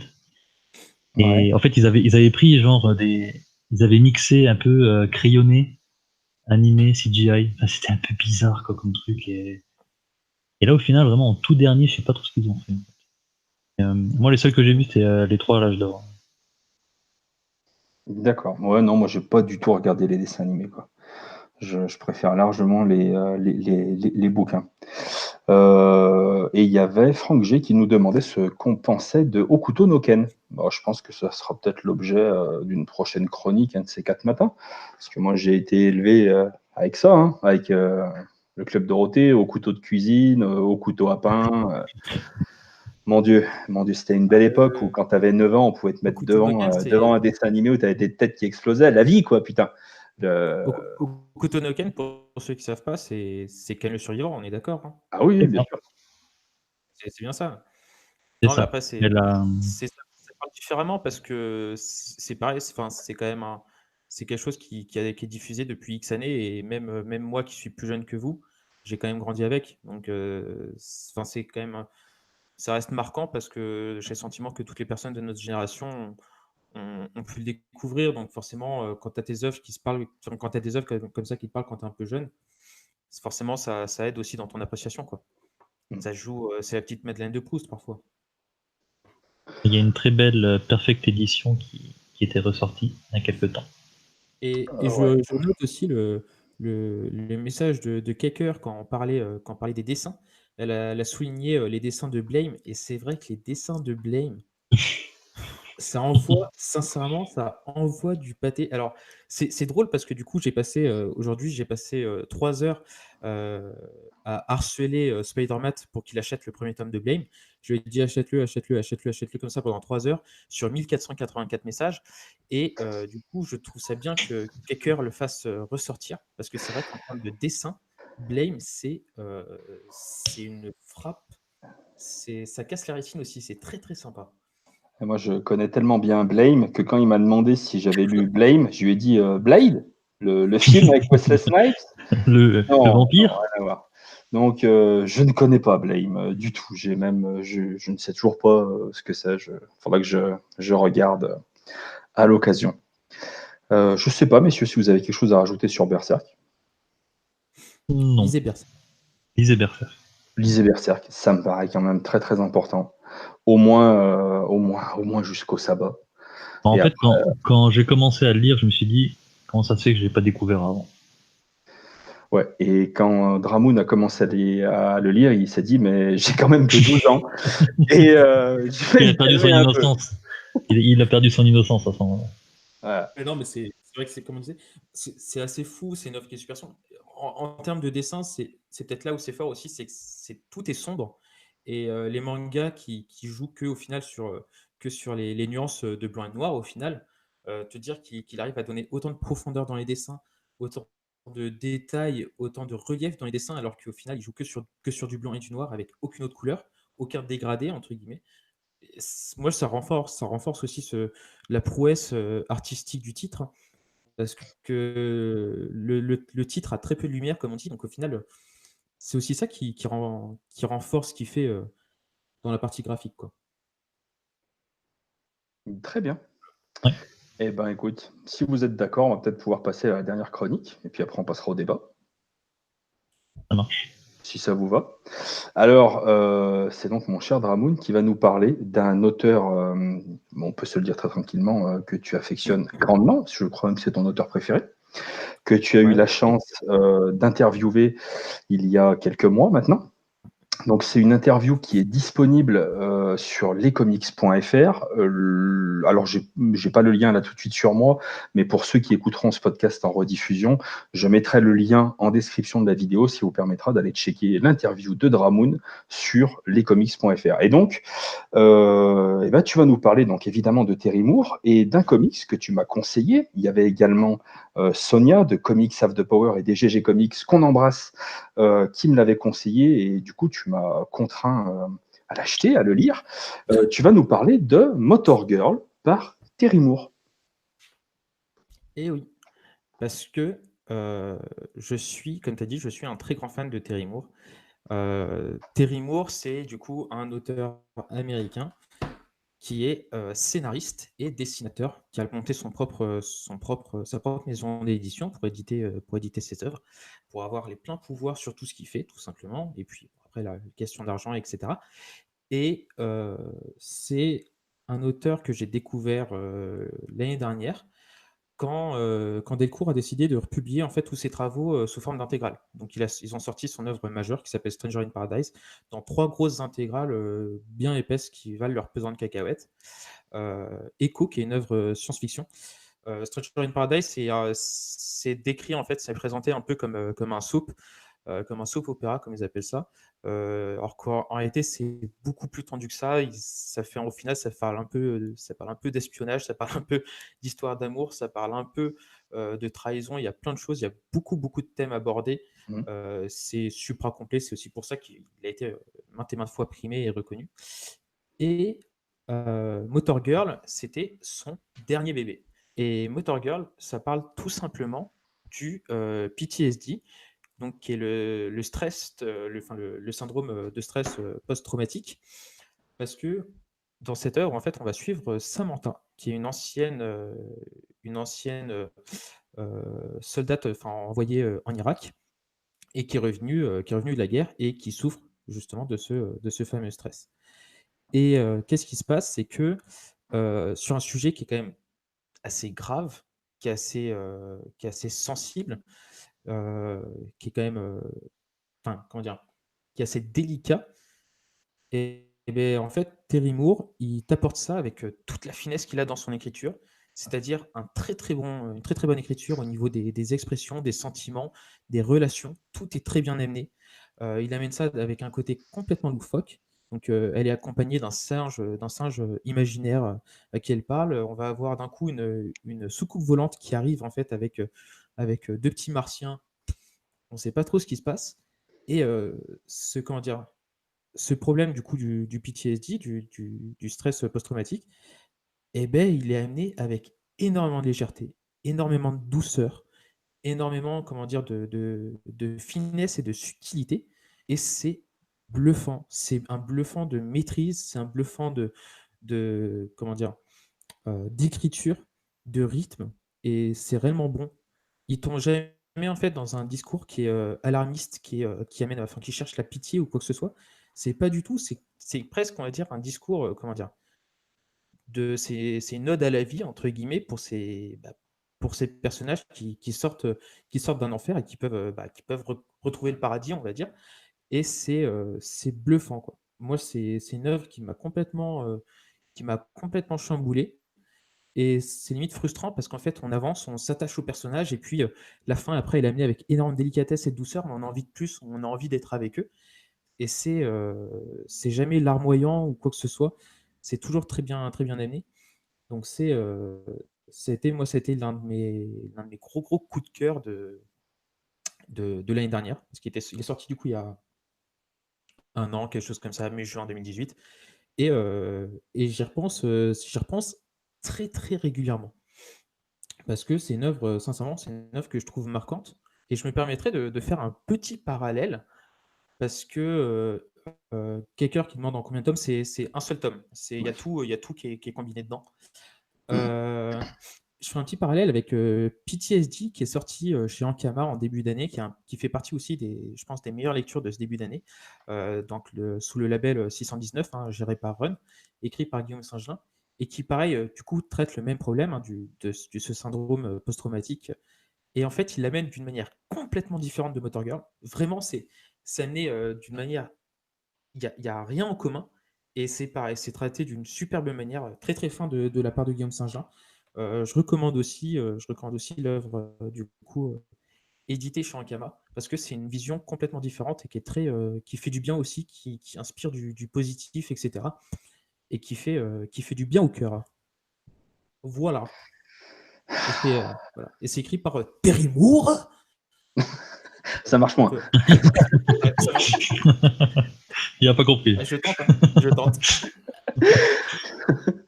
Ouais, et que rajouter de plus? Du coup, ouais, ce que je disais, c'est toi qui me l'as conseillé avec Sonia. Je sais pas si mon pote Jérémy est encore là, mais je l'ai lu un soir de travail où nous travaillions la nuit et où j'avais du coup un peu de temps devant moi et je l'ai littéralement dévoré. Voilà, je sais pas, je suis pas du tout certain que vous ayez vraiment une bonne qualité si je vous montre des pages comme ça, mais je vais quand même le tenter. Vous voyez, c'est en noir et blanc, c'est fin, c'est voilà. Au-delà Tous les du dessins dessin, sont toujours en noir et blanc. ouais. Je dis. Moi, c'est le premier et pour l'instant le seul Terry Moore, tu vois, que je me suis procuré. Déjà, je tiens à noter très belle édition de Delcourt. Voilà, franchement, couverture souple, mais c'est très sympa. Le prix, je me rappelle plus du tout, par contre. Il est un peu moins de 20 euros, je crois. Il est aux alentours des. Mémoire, il est peut-être à 18 ou 19, je crois, Ouh, je de sais pas si mémoire. c'était pas un peu plus. J'en sais rien. Je vais Mais checker. voilà. De toute façon, c'est un tome unique, il y a 12 chapitres de Ouais. mémoire. Et ça se lit tout seul. Mais c'est à lire. Je vais checker. Ouais. C'est vraiment à lire. Parce que comme tu l'as dit, notamment dans les comics, c'est ce genre de choses, mais c'est souvent qu'en fait, on a des auteurs, des scénaristes qui vont nous faire passer une idée, un principe, voilà, une idée dans leur scénario. Ils vont un peu nous l'enfoncer dans la gorge. Tu vois, ça va un petit peu y aller souvent au forceps. Et lui, en quelques épisodes, il fait passer énormément d'idées, énormément de principes, énormément de de beauté, mais tout le temps, comme tu le disais si bien, avec énormément de finesse. Et j'ai trouvé ça magnifique. Et tout au long, en fait, de ce récit, on avance dans cette histoire qui est finalement sur plusieurs niveaux. Et je défie quiconque qui va lire ce bouquin de ne pas, alors je dis pas de pleurer, hein, mais de ne pas avoir un petit peu le Petit cœur pincement au serré à la cœur. fin. C'est obligé. Voilà. Mais c'est obligatoire. Parce que mais voilà, c'est jamais, à aucun moment, c'est exagéré, à aucun moment, il y a un petit côté, il y a pas de côté exhibition. Enfin, c'est toujours, il y a des idées, des choses qui sont avancées, des thèmes durs, très durs, mais toujours avec une grande dignité. Et ouais. Ouais. Moi, je suis resté un long moment après avoir lu ce comic. C'est un long moment songeur, vraiment. Et ça faisait longtemps que je crois que j'ai jamais eu un comics, en fait, ni plus ni moins, qui m'a donné ce sentiment-là, cette sensation. C'était très Ouais, particulier et j'ai vraiment adoré. Et je le conseille 15 fois. je sais que moi, personnellement, quand je l'ai lu, en fait, ça me faisait bizarre parce que j'ai jamais pleuré pour de comics ou quoi que ce soit. Il y a des comics qui te pincent au cœur, etc. Et avant de lire Motor Girl, moi, j'avais lu Stranger in Paradise. Et Stranger in Paradise, j'avais lu la première intégrale. Ça se lisait tout seul, j'aimais bien. Il y avait quelques petites longueurs par-ci par-là, mais franchement, ça allait. Et dans la deuxième intégrale, il y avait des moments, j'avais le pincement au cœur, j'avais du mal à tourner la page, quoi. J'étais pas bien, je me disais, putain, j'ai pas envie de tourner la page, limite, j'ai pas envie de savoir, j'ai pas envie que ça arrive, quoi. Et des fois, c'était pas facile. Et quand j'ai lu Motor Girl, ça m'a fait pareil, ça m'a tellement pris à la fin que le lendemain, j'avais envie de lire un comics. J'ai commencé à lire, j'y arrivais pas parce que même les 2 jours d'après, j'y arrivais pas parce qu'en fait, quand j'ouvrais un truc, je pensais tout le temps en fait à Motor Girl et ça me restait en tête. J'arrivais pas à me sortir ça. Et quand je rouvrais un comics, je repensais à ça et ça me reprenait en fait, par les sentiments et c'était pas facile quoi. D'accord. Du coup, avant de passer la parole à Spider-Man, je vois qu'il y a Ludo Verdos qui nous dit: Vous n'avez pas lu Death Reaper. Alors, avec mon accent, toujours Death Reaper, aucune idée. Alors, si vous n'avez jamais pleuré en lisant un comics, je l'ai noté. Spider-Man, je vois que tu l'as lu. Oui, oui, Day Tripper, c'était l'un des preuves. Enfin, c'était vraiment dans les tout premiers comics que Urban avait publié, je crois, hein, ça date. Et ça raconte la vie, enfin, ce qu'aurait pu être la vie du personnage principal, en fait. Dans une histoire, il va se faire shooter par une bagnole à la fleur de l'âge, à la veille de son mariage, tu vois. Dans une autre histoire, il va vivre jusqu'à la fin, jusqu'à 80 ans avec l'amour de sa vie et tout. En fait, tu vois plein de tranches de vie comme ça, différentes du personnage. Et oui, et justement, quand Dramoun en parlait, je pensais à ça justement. Day Tripper, c'est vachement touchant aussi comme Bah, comics. Day Tripper, c'est une œuvre, comment dire, ça a été une œuvre quand même assez majeure, assez reconnue. Mais ce qui est fou, c'est de voir à quel point cette œuvre elle comptait pour Urban parce que c'est l'œuvre la plus surprenante entre guillemets qui a été choisie dans les éditions 5 ans d'Urban. Parce que dans les 5 ans d'Urban, il y avait Oui, Justice League, Batman, Punk Rock c'est vrai. Jesus, le Watchmen. le Watchmen, et il y avait Day Tripper, et c'était un choix assez surprenant à l'époque. Mais, quand tu vois l'œuvre, je trouve que c'était un beau pari que Urban donne une belle édition à une œuvre comme ça, et qu'elle est, comment dire, que les fans puissent avoir une belle édition et que ce soit pas réservé qu'aux super-héros, entre guillemets, quoi. Mm. Ben, Day Tripper, j'avais même offert à quelqu'un qui lisait jamais de comics en fait, Ah bah pour le tiens, si tu coup. fais pas comme offrir. Ça a l'air vachement bien parti, du coup. C'est vrai que toi, à part du Hulk, de toute façon, Allez, c'était facile. le tacle à la jugulaire. Allez, nous y voilà. Première émission, on est déjà dans les bassesses. Ah, bravo, monsieur. Et Ah, par contre, bravo. il y a Catapulpe qui nous dit qu'il faut lire le Silver Surfer de Dan Stoll si vous voulez pleurer. Et oui, je confirme aussi, à la fin, j'ai bien failli chialer. C'est vrai. Parce que c'est le Silver Surfer comme on l'a jamais vu, vraiment intimiste. Et en fait, t'as vraiment toutes les menaces qu'il peut y avoir. Ça compte pas, en fait. Tu sais que le mec, il est jamais vraiment en danger. Mais tout va tourner entre lui et une fille qu'il rencontre au début du run. Mais c'est là, tu vois, où je me suis fait niquer par Panini. Mais vraiment. Ouais. Mais je vous l'explique en 2 secondes. C'est-à-dire que, on m'a dit Dan Slott, Silver Surfer, tu peux pas passer à côté, il faut que tu le lises. J'ai dit, allez, c'est parti. Je regarde un petit peu, je vois Silver Surfer 1, Dan Slott. Je le prends. En me disant, tiens, c'est en 2 tomes, 1 et 2. Je prends le 1 et le 2. Eh ben, pas de bol, en fait, t'arrives, t'es au milieu de l'histoire. Parce que avant 1 et 2, il y a eu 1, 2, 3. Et ça, c'est la spécialité de Panini, ça, tu vois. C'est-à-dire que dans la même histoire, s'ils peuvent te coller 4 numéros 1, putain, ils te le font. Hein. Et sauf que Je me souviens. ou quand tu as envie de lire un truc comme ça et que tu arrives 3-4 ans après, parce que tu peux pas tout acheter d'un coup, malin que tu es, Panini, tu peux pas tout acheter d'un coup, eh ben, tu te retrouves avec plein de numéros 1 et tu sais plus lequel il faut acheter, quel est le début, quelle est la fin. Et en fait, quand tu es un nouveau lecteur, eh ben, c'est rébarbatif, tu vois. Alors que s'ils avaient fait 1, 2, 3, 4, 5, peut-être que dans l'esprit Panini, c'était pas logique sur le moment, mais dans le temps, dans la durée, tu vois, tu fais un truc 1, 2, 3, 4, 5, eh ben, je me faisais paniquer. Et je commençais par le numéro 1. Pour la petite histoire, le numéro 1 et j'ai, avec le numéro 1 qui est en fait le numéro 4 finalement, et j'ai rien bité, mais rien. Et j'ai pas acheté 1, 2, 3. Pour la petite histoire, Dragoon, j'en avais parlé avec G, et il m'a dit ouais c'est bon, je l'ai acheté, machin, mais je comprends rien, c'est bizarre, il se passe ça, il se passe ça. Et je fais non mais je fais merde, t'as acheté quoi? Il me dit bah le numéro 1. Je fais ah ouais, mais est-ce que t'as acheté le bon numéro 1? Et là on a regardé et effectivement il manquait 3 tomes, donc il avait rien compris. Ah ouais, du coup, j'ai fini le numéro 1 en me disant je vais finir par raccrocher les wagons. Mais j'ai raccroché rien du tout. Non, tu raccroches que dalle. J'ai raccroché que j'ai dit salut le Silver Surfer, qu'est-ce que tu veux que je te dise? C'est mort, hein. Et voilà. Donc c'était mon. Et pourtant, ce run vaut vraiment, vraiment le coup. C'est vraiment un run sur le surfeur, c'est exceptionnel. Ah, je veux bien te croire. Si tu trouves le bon numéro 1, petit, achète-le. Tu trouves le bon numéro 1, c'est bon, c'est que du kiff. Après, pour ceux qui lisent de la VO, l'omnibus est facilement trouvable et en plus à prix complètement attractif. Hein. Ouais, ça va, je viens de m'arracher un œil sur Immortal Hulk, le 2e sur Venom. L'omnibus là, j'ai failli craquer. Ouais. Ah, non. Je sais pas, est-ce qu'on a encore des questions? J'ai jamais pleuré en lisant un comics, mais j'ai été touché 2 fois. Par qui? Ah pardon, c'était pas fini. Quand j'ai vu la mort de Gwen Stacy dans Spider-Man et la mort de Captain Marvel, 2 monuments. Ouais, surtout la mort de Captain Marvel. Là, je dois avouer que ça, c'était vraiment, vraiment chaud. Sinon, quand même pas mal de réactions sur Panini et les multiples numéros 1. Ah bah oui, mais bon, après... Mais la palme reste Thor, Jane Foster, qui est dans environ 43 éditions différentes.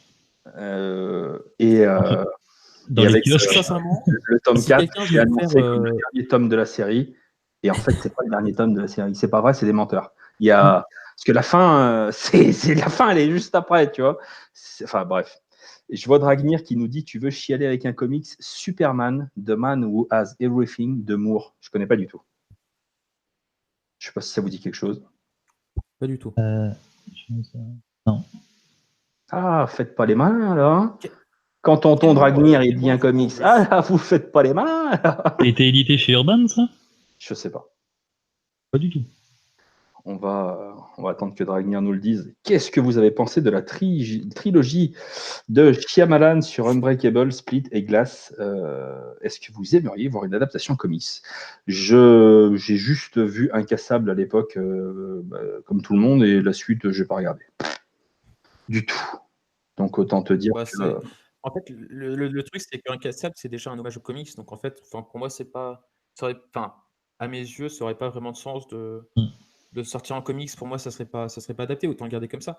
Le film est un hommage aux comics, donc autant garder sous cette forme. Sinon, tu vas faire un comics d'un film qui est hommage aux comics et ainsi de suite. Après, tu peux toujours enrichir l'univers, mais bon, c'est vrai que tu as raison. Bah après, comme si c'est déjà un hommage. Et Dragnir, vas-y. Autant rester, autant rester sur cette impression-là et pas trop tirer sur le fil, quoi. Donc Dragnir nous dit que c'est dans les derniers jours de Superman chez Urban. Pas lui. Non, pas lui non plus. Ah, mais c'est le... Ah oui, je vois. Oui, mais je l'ai pas lu. Je vois l'histoire, j'ai pas lu. Ouais. C'est le Alan Moore avec Dave Gibbons. Eh bien, Dragnir, je pense que nous t'inviterons un soir et tu viendras nous parler des derniers jours de Superman. T'es fou, on va passer pour des cons. On sera foutus. Ouais, alors très sincèrement, ça m'empêchera pas de dormir. Qu'on soit bien d'accord. On Et sera en ce qui fini. me Au concerne, final, c'est dur. on va devoir faire le chat en live en fait. Ça va être nous le chat. Comment tu veux qu'on se démerde? Dragnir, il va parler, on va lui faire. Attends, tu peux expliquer ça? Attends, tu peux étayer?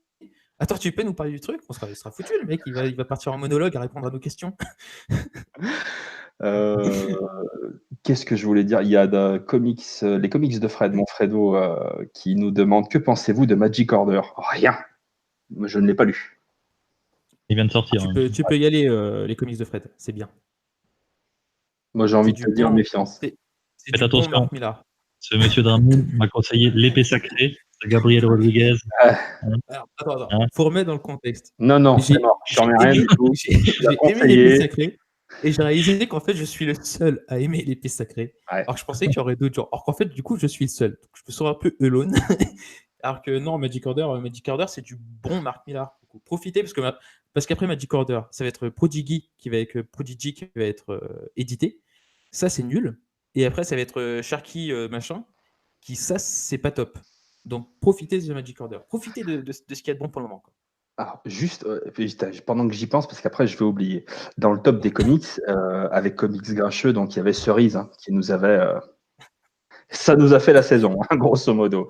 Et alors, si vous vous rappelez, c'était le bazar de John Levert qui est là. Et sur le chat. Ouais. Sur le chat et qui nous avait envoyé Cerise. Donc, mon John, merci. Merci pour ces fous rires mensuels avec Cerise. Mais qu'est-ce que c'était que ce personnage? Si vous ne connaissez pas le top des comics, il y a encore les podcasts qui sont disponibles, vous pouvez y aller. Je pense qu'il y a quelques tranches de rigolade à nous écouter, nous écarteler autour de Cerise. Un petit message, moi, du coup, pour tous ceux qui font des vidéos, là, qui sont dans le chat, ceux qui font des vidéos sur les personnages de comics. Est-ce que vous pouvez pas nous faire un je suis Cerise, zoom sur comics, vraie force de Cerise, enfin démerdez-vous. La vraie force de Cerise, personne la vraie force des Clafoutis. Une petite vidéo sur Cerise, quoi. Faites-vous plaisir. Je vois Alfie69 qui nous demande c'est quand le prochain top des comics. Il y a encore un épisode qui doit sortir. Il reste un épisode, mais ça prend un peu de temps parce qu'en fait, pour être franc, la personne qu'on a invitée, on l'appréciait vraiment pas du tout, voire c'était un peu difficile. Donc ça s'est pas super bien passé. Donc le montage prend un peu de temps, puis on a eu d'autres obligations. donc voilà. Il va bientôt sortir et. Comment Bande d'Enfoirés, tu le connais, le prochain invité? Ouais, je le connais. C'est toi. Pour vous dire, c'est le dernier du coup. Ça sera le dernier épisode. Putain. Et ce sera le dernier épisode que vous pourrez l'écouter sans souci sur lescomics.fr. Et donc l'invité, ce sera, putain, je sais pas si j'avais le droit de le dire, mais je le dis, ce sera Spider-Man. Qu'est-ce que je voulais dire? Est-ce qu'on passerait pas, on en est à peu près à 1h15 d'émission, on est bien là, dis donc. Est-ce qu'on passerait pas au débat de la soirée? Le vrai faux débat. Fais un petit roulement de tambour et tout. Jingle, touche, façon beatbox. Allez, c'est parti. La question du mois, elle se tient, attention, question de merde, hein. Je tiens tout de suite à vous le dire, la question putaclic par excellence, mais qui mérite quand même une véritable réflexion à mon avis. C'était celle-ci, est-ce que nous ne serions pas à l'heure actuelle en train de vivre un nouvel âge d'or des comics? Et je pense qu'on peut en discuter tous ensemble, hein, dans le chat, et puis bon, évidemment, tous les trois. Dragnir qui nous dit allez, on passe le direct à l'improvisé. Non, on a tous envie de baiser Dragnir, mais ce sera après, ça, et en petit comité. Donc, moi je trouvais que cette question, elle était intéressante, pas tant en termes de comics purs, en termes de livres, parce que je ne pense pas qu'on soit dans un nouvel âge d'or des comics, loin de là. En revanche, avec l'avènement du MCU,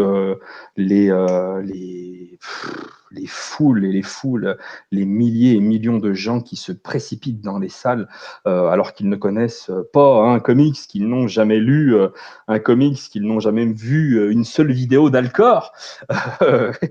Ils se jettent dans les cinémas pour aller regarder des films.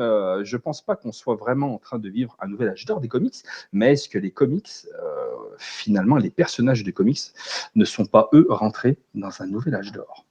Et c'est la question que je vous pose, et notamment à Spider-Man, parce que c'était ton idée de débat, ma gueule. Et j'ai envie de te dire, je te passe la parole. Effectivement. Et cette idée de question, entre guillemets, m'a frappé. Je t'avais envoyé un message, je t'en parlais. Et en fait, c'est peut-être con, hein, mais c'est quand je suis sorti de la séance du film Shazam. Et ils ont tellement bien cerné le personnage. Le film était quand même assez axé humour, famille et compagnie. La salle rigolait tellement à certains moments, alors que Shazam, il y a 3 semaines, le grand public, il le connaissait pas, quoi. Et là, je me suis dit, mais merde. Et après, je me suis dit, c'est vrai que maintenant, t'as des blagues, t'entends des gens dans des bars dire je s'appelle Groot et tout le monde délire. Tout le monde, le claquement de doigts de Thanos, c'est devenu un mème. Et je me dis, voir tout ça en film maintenant, c'est quand même assez incroyable, quoi. Et vu que, comme tu disais, c'est plus au sens large, comics, super-héros, parce qu'au final, je dirais pas qu'on vit un nouvel âge d'or des comics papier. Personnellement, je trouve que niveau qualité, ça galère quand même pas mal. Après, tout ce qui est succès cinématographique, c'est bien parce que ça peut débloquer des fonds pour lancer de nouvelles séries, des nouveaux artistes. Ça permet aussi d'être utilisé les comics comme un laboratoire à idées. Ça peut être pas mal aussi. Et mais je me dis que c'est vraiment au sens maintenant les super-héros, c'est cool, quoi. Il y a 20 ans, quand j'étais ado, je voulais lire un comics, il fallait que je me cache. Je me faisais au mieux traiter d'un peu attardé, au pire. Mais toujours. Du gamin. Après, mais parce qu'on te connaît. Ah, mais à l'époque, tu te baladais avec un t-shirt Batman et une casquette Captain America, les gens te regardaient de travers dans la rue. Hein. Et tu pouvais même pas l'acheter. Enfin, tu voulais l'acheter où? Il y avait même pas Internet. Tu t'achetais un sticker, à la limite, tu le collais sur ton t-shirt. Et maintenant, c'est classe. T'as pas ton t-shirt Batman, t'es un loser. Tu vois, ah ouais, non, mais il y en a plein en soirée qui sont là et qui paradent avec des jolis petits t-shirts Batman. Alors, si possible, si vous faites un peu de fitness et de la muscu, le t-shirt Superman, c'est inévitable. C'est du meilleur goût, s'il vous plaît, achetez-en. Voilà, c'est important. Le t-shirt, c'est écrit Goku aussi dessus. Hein, voilà. Mais c'est. Alors, à la fois, je sais pas comment dire, tu vois, mais effectivement, comme tu le disais, moi, quand j'étais gamin, j'étais le seul qui lisait des comics, et j'ai dû attendre l'avènement d'Internet pour rencontrer des gens qui en fait avaient la même passion que moi, me rendre compte que j'étais tout simplement pas tout seul et qu'on était plein à aimer ce genre de truc, en plus à différentes époques. Parce que les comics, c'est vraiment quelque chose, et notamment Marvel, DC, ça a traversé les âges. Je vois par exemple, bon après, c'est pas parce que c'est les plus vieux, mais c'est un peu les plus vieux, mais on prend Florent Bull, Dragnir, qui sont un petit peu plus âgés que nous, ils ont connu d'autres choses. Et par exemple, moi, j'ai connu un petit peu les X-Men de Byrne, mais c'était de la relecture, c'était des trucs qui étaient déjà sortis depuis un sacré moment. Eux, ils avaient la chance d'aller tous les mois acheter leur Strange, leur spécial Strange, pour pouvoir lire ces trucs-là. C'était de la folie. Et moi, c'est ce que je disais en fait à la fin d'Avenger Endgame. Le MCU, il est très très loin d'être exempt de tout reproche, loin de là. Enfin, pour moi, j'ai fait le deuil en fait, et c'était un peu Florent Bull on en avait parlé, qui entre guillemets me l'avait conseillé, mais j'ai fait un peu le deuil de l'image des héros que moi je m'étais forgé dans mon enfance, parce que je ne les retrouverai jamais sur grand écran. J'aurais même du mal, en relisant des vieux comics, à les retrouver en version papier. Mais du moment où on fait un petit peu abstraction de tout ce qu'on a connu et qu'on prend le MCU comme une espèce de gros bonbon, de gros chamallows qui nous fait plaisir, et ben c'est super cool. Alors je pense pas qu'on soit sur un nouvel âge d'or, mais par contre le truc qui est certain, c'est qu'aujourd'hui les personnages de Marvel, de DC, ils ont dépassé les frontières du média traditionnel que sont les comics. Et avec Avenger Endgame, on a encore passé un cap. Moi, j'ai halluciné de voir les gens qui couraient pour aller dans la salle de cinéma, qui essayaient de passer sous les cordes pour arriver plus vite. Enfin, tu te dis, mais putain, mais on est où, quoi? Il y a 20 ans, ça ne serait jamais arrivé. Pour autant, est-ce qu'en termes de créativité, de scénario, ce genre de choses, est-ce qu'on a vraiment passé un cap? Je suis pas sûr. On réutilise du matériel un petit peu qu'il y avait dans les comics, on saupoudre tout ça avec une sauce Marvel, une sauce Disney un petit peu, pour que ce soit le produit le plus grand public possible. Mais pour moi, le véritable espace de créativité, il n'est pas là. Et c'est pas forcément, voilà, les comics papier, pour moi, c'est là où il y a ce grand espace de créativité, notamment chez les indépendants. Et je pense que c'est là où on n'est pas sur un nouvel âge d'or, loin de là, mais il y a vraiment de très très belles choses encore à découvrir. On est sur un nouvel âge d'or sous une autre forme. C'est-à-dire, je ne vais pas revenir sur tout ce que tu as dit, parce que je suis plutôt d'accord. Si on prend les Big Two, moi j'ai même le sentiment qu'on a presque régressé. On est dans une problématique où aujourd'hui le comics doit être accessible, doit être lisable, entre guillemets, pour tout nouveau lectorat. Et donc, comment dire, la profondeur des récits a changé. Je pense qu'aujourd'hui, tu donnes les clés de Batman, qui est quand même l'un des héros qui se vend le plus, à Grant Morrison, impossible. Le récit va rebuter plus d'un, et ça sera complètement un frein, et je pense qu'on reviendrait sur cette décision, chose qui n'a jamais été remise en cause dans les années 90-2000, quoi. Et je pense que sur ce point-là, on a un peu régressé chez les Big Two. Il y a moins de culot, on ose moins. Par contre, à côté de ça, on est complètement dans l'avènement d'une émergence d'auteurs qui font de l'indépendant, certains qui viennent des Big Two, on peut notamment citer Hickman et Remender, qui ont lancé complètement leur série, notamment chez Image, etc., et qui rencontrent un réel succès, avec des séries assez, comment dire, assez culottées parfois, et c'est le cas de plein d'autres auteurs. Et je pense que on vit un âge d'or en fait sous une autre forme et par un média un peu différent par le papier. DC et Marvel ont du mal à se renouveler, ont du mal à proposer quelque chose de nouveau. Même les séries qui sont réellement excellentes, au final, on se rend compte que certaines tirent en longueur parfois, ont du mal à se renouveler. Mais à côté de ça, on a la possibilité maintenant de se rabattre vers des œuvres plus indépendantes, des auteurs qui ont plus de liberté, qui ont une liberté différente que ce que par exemple pouvait proposer Vertigo à l'époque. Parce que je pense qu'aujourd'hui, un titre comme Preacher ne ressortirait jamais chez le Vertigo actuel. Il faudrait que Garcenis passe chez un éditeur indépendant qui est le culot de l'éditer. Mais voilà, mais les auteurs ont quand même une liberté qui est différente que celle de l'époque. Il faut voir que Image a 25 ans d'existence.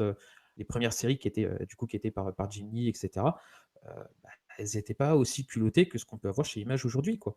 C'est-à-dire que les premiers comics réellement indépendants, ils n'avaient pas le même, comment dire, le même culot qu'aujourd'hui, quoi. Donc ça évolue dans d'autres sens, sans revenir sur tout ce que tu disais sur le cinéma, etc., parce que là-dessus, je partage ton avis et je vais pas te répéter. Et comme le soulignait Dragnir, voilà, faut pas oublier, c'est vrai que les premiers Superman, les premiers Batman, c'était les années 80, si je dis pas de conneries. Donc, ouais, Superman a 81 ans et Batman 80 ans, donc... Non, mais je veux dire les films. Ah Et oui, les bah, films. Voilà, les premiers Batman, je crois que c'est quoi? C'est 80. Ouais, enfin, 89. on enlève Adam West. On enlève ouais, c'est vrai. Adam West. Je crois que c'est quoi? C'est 84, non? Ou un truc Et comme ouais, ça? mais malgré tout aussi, ça a participé au truc, hein. Mais ça a participé, à démocratiser un petit peu plus la chose. Et à un moment donné, voilà, ils ont fait le pari de créer cet univers étendu, partagé, de signer aussi des acteurs comme ça sur une si longue période. Ouais, c'est effectivement bien joué. Après, on verra la suite. Voilà, après, moi je Et reste. 89 nous dit Verdos pour Batman et pour 78 Batman. pour Superman. Après, Ouais. le revers de la médaille aussi sur les comics papier, C'est parce que justement, Diaoul, il nous dit du culot, tu en as avec le Black Label d'ici. Qui a un petit smiley malicieux. Et c'est vrai qu'au final, maintenant, les projecteurs sont un peu braqués sur le comics, là, où avant, tu pouvais faire un peu n'importe quoi. Maintenant, une simple couverture peut foutre la merde dans les médias. Le girl de Albuquerque qui faisait hommage à Killing Joke, où on voyait le Joker. Voilà, par exemple, voilà. Avec la chemise avec les palmiers, enfin la chemise. Ouais, hawaïenne. Stoppée. Ou même, on peut même citer, ça me refait penser, c'était les arguments de Matt à l'époque, je crois, du coup, avec la couverture de Batwoman de Manara, qui a été enlevée à cause de la position suggestive. Voilà. Mais je veux dire, tu demandes à Manara de faire une couverture, t'attends quoi? Donc, ouais, c'est ça. Mais du coup, ils ont dit super, on va faire le Black Label, on va donner une liberté artistique, un ton sombre aux auteurs. Donc, ils se sont dit ouais, super, on va y aller. Et ils foutent la quéquette de Batman et ça y est, c'est la merde, quoi. On l'efface numériquement et. Je comprends pas, quoi. C'est ça le problème, c'est qu'aujourd'hui, DC et Marvel ont ce besoin de devoir rester un peu mainstream, de devoir être accessible pour tout le monde et offenser personne, en fait. Et c'est peut-être, pour moi, c'est peut-être ça la limite, c'est ça qui est frustrant. Moi, quand je vois, quand je vois les personnages majeurs, je trouve que on se renouvelle pas, on a du mal à bouleverser les personnages. Je vais prendre un exemple tout bête. Je vais prendre le Batman de King parce que bon, vous savez que je l'apprécie pas, mais King. Et si vous le savez pas, maintenant vous le savez. Maintenant vous savez, King il est arrivé sur le titre en annonçant fièrement sur les réseaux sociaux qu'il arrivait pour marquer l'histoire du personnage et pour révolutionner le personnage. Sincèrement, au final, le mec, alors il traite un Batman, une relation entre le Batman et Bruce Wayne qui est un peu différente, quoi. Il distingue bien le super-héros de la personne, etc. Ok, c'est intéressant. Et en même temps, King, toutes ses œuvres parlent de dépression, etc. Donc, il sait faire le mec à force. Mais ce que je veux dire, c'est que en quoi il a chamboulé l'histoire de Batman? En quoi il a chamboulé le personnage? Qu'est-ce qu'il a vraiment fait de marquant? Au final, pas grand-chose, rien. On n'ose pas le faire. Quand on prend l'arc The Button, par exemple, il retrouve son père. Alors, je suis désolé, son père, le cliché de faut que vous y ayez sans moi, je vais retenir le truc. Non, tu vas dire non, tu as le temps d'aller avec eux. Pourquoi il n'a pas eu le culot, par exemple, de faire revenir son père pour vraiment chambouler tout le truc? Que le mec se repose en question, que se remette en question. Il est devenu Batman à la suite de la mort de ses parents. Qu'est-ce que ça ferait qu'au final, il ramenait son père dans la ligne temporelle? Il y a son père, ça remet en question toute son idée d'être devenu Batman, par exemple. Il aurait pu. Pourquoi il n'a pas tenté un truc comme ça? Il y avait le truc, l'excuse de je les retiens, ça c'est vraiment de la merde. Hein. Et voilà, non mais ces choses-là, ce que je veux dire, c'est qu'il y a quand même des possibilités qui pouvaient être faites. Et au final, il n'y a rien qui révolutionne les gros personnages. Il y a des possibilités, il y a des arcs qui peuvent être bons, etc. Il y a des séries qui sont toujours qualitatives, mais en termes de révolution des personnages, d'essayer de chambouler tout ça, eh ben, je trouve que malheureusement, ça change pas. Quoi. Pour un mec qui disait vouloir révolutionner le personnage, moi, je retrouve rien de marquant dans son run. Quoi. Le personnage qui... voilà. Le personnage, moi je trouve qu'il représente le plus ça, c'est Spider-Man en fait. Et Spider-Man, le mec était prof, il était marié, il y a eu One More Day, le mec il a perdu son mariage, il a été retourné habiter chez sa tante, c'était redevenu un loser, il devient chef d'entreprise à la Tony Stark, et bam, là qu'est-ce qu'il redevient? Un loser dans son appartement, à galérer à joindre les deux bouts à la fin du mois. Et le mec fait que ça. Et le mec fait que ça, il fait que ça. Et il est coincé et tu peux rien faire avec ça. Tu peux rien faire. C'est pour ça que tu vois, on en parle suffisamment souvent ensemble, mais que Spider-Man, moi j'y arrive plus quoi, parce que je lisais du Spider-Man alors qu'il était, j'avais 15-16 ans, je te dirais une connerie, alors qu'il était à 2 doigts d'avoir un gosse, Mary Jane était enceinte ou elle venait de lui dire qu'elle avait un bébé, enfin on sortait de la saga du clone, tout ça. La saga du clone. Enfin voilà, et là tu regardes, putain, alors déjà chef d'entreprise, tout ça, je trouvais que ça allait un peu vite, tout ça, puis c'était pas tellement mon truc. Et là, tu vois, maintenant, il a de nouveau 25 ans, enfin je sais pas, ça tourne en rond, mais après en même temps, je pense qu'ils essayent d'évacuer d'une certaine manière un public comme nous et de miser peut-être toujours en racontant la même chose sur un public un petit peu plus jeune. On est le passé, nous, qu'est-ce que tu veux, quand on parle de Spider-Man, tout ça.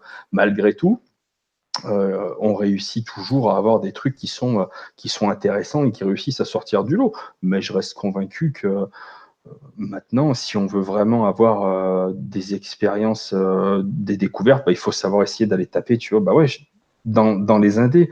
Mais comme le soulignait si justement Florent Bull, maintenant, et notamment en France, sur notre territoire, c'est un mal pour un bien. Maintenant, l'offre, elle est pléthorique, tous les mois. Oui, oui. C'est impossible de tout lire. Alors évidemment, c'est impossible de tout acheter, mais voilà, il faut savoir un peu faire le tri. Et ça, effectivement, c'est pas nécessairement évident. Et on est obligé de faire des choix. Il y a Catapoulpe, je coupe 2 secondes, il y a Catapoulpe qui faisait une remarque très intéressante qui disait si Preacher sortait aujourd'hui, il serait censuré à mort. Pour avoir lu Preacher très récemment, je pense que le titre il sort même pas en fait. Tout dépend, comment dire, c'est ce que je disais tout à l'heure, tout dépend quel éditeur en fait aurait le courage de le publier. Si un éditeur a les couilles de le faire, il n'y aurait pas de souci en soi. Le truc, c'est l'exclusivité, il n'y a pas de problème. Hein. Image Comics a quand même sorti certains titres qui étaient très osés, qui étaient trash, qui avaient un discours politique engagé, qui avaient un discours sur la sexualité engagé, etc. Donc voilà, c'est trouver maintenant la difficulté en fait pour ces titres-là. Ça serait pas le fait d'être censuré ou quoi, ça serait de réussir à être édité dans un premier temps. Ça serait ça le plus dur. Et après, parce que Vertigo maintenant, c'est devenu l'ombre d'eux-mêmes. Hein. Et c'est surprenant parce que, comment dire, ça veut dire qu'aujourd'hui, on est dans une optique de sortir un titre et de ne pas froisser le public. À l'époque, on était dans l'optique de sortir un titre parce qu'on le savait quand même de qualité. Preacher, ça reste quand même un monument dans l'histoire des comics. Qu'on aime ou qu'on n'aime pas, c'est une œuvre marquante, c'est une œuvre majeure. Ce que je veux dire, c'est que c'est un titre qualitatif. Et ce titre, il allait forcément rencontrer un public. Il allait forcément rencontrer des détracteurs, des gens qui allaient s'opposer, mais il allait rencontrer un public. Aujourd'hui, tu le ressors, il retrouverait pareil un public qui apprécierait l'œuvre telle qu'elle est écrite et telle qu'elle est de qualité. Et aujourd'hui, c'est-à-dire qu'un éditeur, il doit faire gaffe à l'avis du lectorat, à l'avis d'une populace, entre guillemets, qui ne représente pas forcément la majorité, il ne faut pas l'oublier, qui ne représente pas forcément que des lecteurs, au détriment de personnes qui pourraient lire un titre qui se révélerait de qualité. Et c'est ça qui est un peu frustrant sur le marché actuel. Il y a les comics de Jérém qui nous dit Sean Murphy, messieurs, la valeur sûre. Mais là, encore une fois, son Batman, ça fait partie d'un monde parallèle. Oui, mais il n'y a pas vraiment de prise de risque. C'est des trucs qui me vont. Hein. La continuité, au bout d'un moment, en fait, comment dire, c'est pas que ça n'a ni queue ni tête, mais ça devient très très relou. Quoi. J'ai l'impression de voir ma grand-mère qui regardait Les Feux de l'amour et Santa Barbara. Alors, ça va trop loin. Moi, j'aime beaucoup, tu vois, quand il y a des auteurs qui arrivent à s'accaparer un personnage et sur 15, 12, 8 épisodes, enfin peu importe, tu vois, à avoir leur vision du truc et à se faire plaisir. Tu prends un truc comme Old Man Logan, le White Knight de Sean Murphy, enfin voilà, moi c'est des trucs, voilà, j'adhère vraiment, vraiment à ce genre de trucs. Et ça reste des Elseworlds. Ouais, mais tu peux pas faire ça dans la continuité, tu vois. J'aime bien, parce que ça se joue avec les codes des personnages que j'aime. Et c'est cool, ça, c'est une autre vision, voilà, moi j'aime bien. Mais si tu veux faire ça dans la continuité, tu peux pas. T'es bloqué. Hein. Bah ouais, mais bien sûr que t'es bloqué. Mais, donc le personnage a du mal à évoluer, tu vois. Bah, c'est limite presque impossible, c'est quasiment sclérosé maintenant pour faire évoluer un truc. Après, je sais pas. Regarde les personnages qui ont évolué récemment. Les personnages qui ont évolué récemment, qui ont réellement eu des œuvres majeures. Moi, je pense par exemple à Jane Foster qui est évoqué plus haut. Tous ces personnages-là, maintenant qui ont évolué, tu te rendras compte qu'ils sont toujours confiés en fait à des auteurs qui sont connus et qui sont talentueux. Quand on prend Aaron maintenant, il a les clés il a certaines clés de chez Marvel. Il fait partie maintenant des patrons. Snyder a une certaine liberté dans l'univers d'ici. On lui donne pas mal de liberté. Il peut aussi faire évoluer. Il a le droit, entre guillemets. Maintenant, il faut être un auteur de renom qui a fait ses preuves et qui, a une certaine légitimité. Après, qu'on aime ou qu'on n'aime pas, Snyder est l'auteur qui fait le plus de ventes aux US. Donc, forcément, le mec, il a du poids. Mais ce que je veux dire, c'est que du coup, ces mecs-là, il faut avoir une légitimité maintenant, aujourd'hui, pour faire évoluer un personnage. Tu peux pas être un auteur lambda et le faire évoluer. Et c'est pas possible. Il faut avoir un background. Quand on prend Aaron chez Marvel, on prend Snyder, ou même je prends Hickman qui va revenir chez Marvel il revient chez Marvel quoi, dans 2 mois, un truc comme ça, X-Men. ou un mois. Mm. Bah, je pense que Hickman, il peut apporter le changement parce que le mec, il a une légitimité, il a un nom qui est clinquant, Oui, puis un nom que tout le monde il vient en mode sauveur. Ouais. Bah, c'est ça, et il aura le droit de le faire. Lui, il aura le droit, par exemple, de faire évoluer un personnage. Mais ça ne sera pas le cas de tout le monde, en fait. C'est ça le problème. C'est qu'il faut, Oui, maintenant, il faut avoir fait tes preuves. Et si demain, Snyder ou même Bendis, du coup, qui est chez DC, veut prendre en main un personnage et tout changer, et faire toutes les modifications qu'il veut, ils auront le droit, parce que les mecs font tellement de ventes, parce que qu'en France, qu'on n'aime pas. Ah ouais, mais je bon, suis pas sûr qu'ils aient vraiment autant de liberté que ça. À un moment donné, il y a forcément des garde-fous. Tu peux pas faire n'importe quoi. ouais, C'est mais pas quand possible. tu vois que Snyder, il peut enchaîner le nombre de mini-séries sur Batman autant qu'il veut, il va encore, Ouais, mais sortir non, mais sa dernière mini-série sur Batman, quoi. À chaque fois. Schneider, t'as l'impression en fait, il doit venir après les heures de bureau. C'est-à-dire que t'a tout le fait monde est Batman. rentré à 21h, tu vois, et Ouais. lui, il doit arriver à ce moment-là, il doit écrire ses trucs. C'est pas Et possible. Il est ouais, là où mais on ne l'attend pas, Schneider. faut voir que Snyder, quand il écrit, ses premiers numéros de Justice League ont été les titres les plus vendus. Son Batman Who Loves a été le titre le plus vendu. Les TPB de Metal ont été les TPB les plus vendus. Son TPB1 de Justice League est le TPB le plus vendu. Le mec, il trust les ventes, Ouais, c'est ouais. affolant. Alors qu'en plus, en France, il est très décrié, il est très critiqué. Le mec trust. Donc au final, c'est aussi. Je connais pas les ventes en France de Batman Bref, Metal, mais en même temps, je vais te dire, j'ai ça c'est trouvé vendu. ça nul à chier, mais j'ai acheté les 30 tomes. Hein. Ouais. Mais ce que je veux dire, c'est Et que du coup, forcément, ce mec-là, quand il arrive et qui te fait une grande partie de tes ventes, forcément, quand il va te dire, les gars, j'ai envie de faire une dernière mini-série sur Batman, tu dis OK. Puis 2 mois après, quand il te fait, les gars, j'ai envie de faire une dernière mini-série sur Batman, tu dis encore OK. Puis 3 mois après, quand il te dit, je vais faire une dernière mini-série sur Batman, tu dis OK. C'est voilà, c'est le mec, quand il a fait, putain, attends, j'ai mangé le nom. Oh là là, quand il a fait All Star Batman, ah là, j'ai dit, oula. Oh, Schneider, il y a un trait de coke qui n'est pas passé. Il y a un truc, il y a une narine qui est restée bouchée. J'ai trouvé ça, mais nul à chier. Mais Batman, après, ce qui reste assez dommage, c'est encore une fois le revers de la médaille, c'est que oui, maintenant tout le monde connaît, voilà, Shazam, Aquaman et compagnie, tout ce que tu veux. Mais le revers de la médaille de cette guerre cinématographique, c'est que les 4 Fantastiques sont tombés dans l'oubli. Ça fait des années qu'on en a parlé. Bon, là, ils vont bientôt revenir. Parce que voilà, il y a eu le rachat de la Fox entre temps et compagnie. Les X-Men, la qualité d'écriture des X-Men sur ces dernières années, c'était effrayant. Pareil, il y a Hickman qui va revenir dessus. Mais je veux dire comme ça, il y a plein de séries qui sont un peu passées à la trappe et de super-héros. Et qu'est-ce qu'ils ont voulu faire Marvel à un moment? Parce que ils n'avaient pas les X-Men chez Disney et compagnie. Ils ont voulu forcer avec les Inhumains. Ils ont essayé de remplacer les X-Men par les Inhumains. On a même eu Inhuman versus X-Men qui était une purge totale. Ils vont essayer de les passer au chausse-pied. on a même De quoi? On a même une série TV Inhumain. Ah ben voilà, ils ont même fait la série qui s'est complètement vautrée. Je pense que là maintenant, les Inhumains dans les comics. Non, moi je pense que ça méritait un Oscar, hein, un truc. Oh non, c'était pas mal. Juste, je souligne un truc que dit Flo, et je suis mais totalement d'accord avec lui. Je pense qu'on surestime la liberté des scénaristes sur les comics. En fait, n'oublions pas que les comics, c'est un travail d'équipe, scénariste, dessinateur, éditeur en chef, coloriste, etc. Et ça, je suis tout à fait d'accord. C'est-à-dire que les mecs, tu peux prendre le plus grand des scénaristes du monde, à un moment donné, ils viennent, on leur prête du bout des doigts une marque qui va s'appeler Batman Spider-Man. Et voilà, les propriétaires pour ce qui est Marvel, c'est chez Disney que ça se joue. Il va se détendre, Coco. Il peut pas révolutionner tout et son contraire. Et c'est là en fait, c'est souvent ce qui est triste parce que justement, je pense que ça bride énormément en fait les artistes. Et c'est ça que j'aime beaucoup chez Donny Cates. Parce que j'ai l'impression, alors est-ce qu'il a plus de pouvoir? J'en sais rien. Est-ce que ses idées sont mieux appréciées? Je ne sais pas. Mais en même temps, ils lui ont confié, tu vois, Venom. Donc tu peux quand même t'amuser à faire des petites expériences avec Venom, tu vois. Venom. Excuse-moi. Ouais, mais attends, Venom, putain, c'est pas Joel Clodo quand même. Venom, c'est pas vilain. C'est pas Spider-Man non plus, tu vois. Ah, bien sûr, mais ça va venir. Moi, j'ai hâte de le voir sur une grosse série. tu vois, parce que ça va finir par arriver. En même temps, je disais pareil, tu vois, pour Aaron. Aaron, alors je sais qu'on n'est pas forcément du même avis.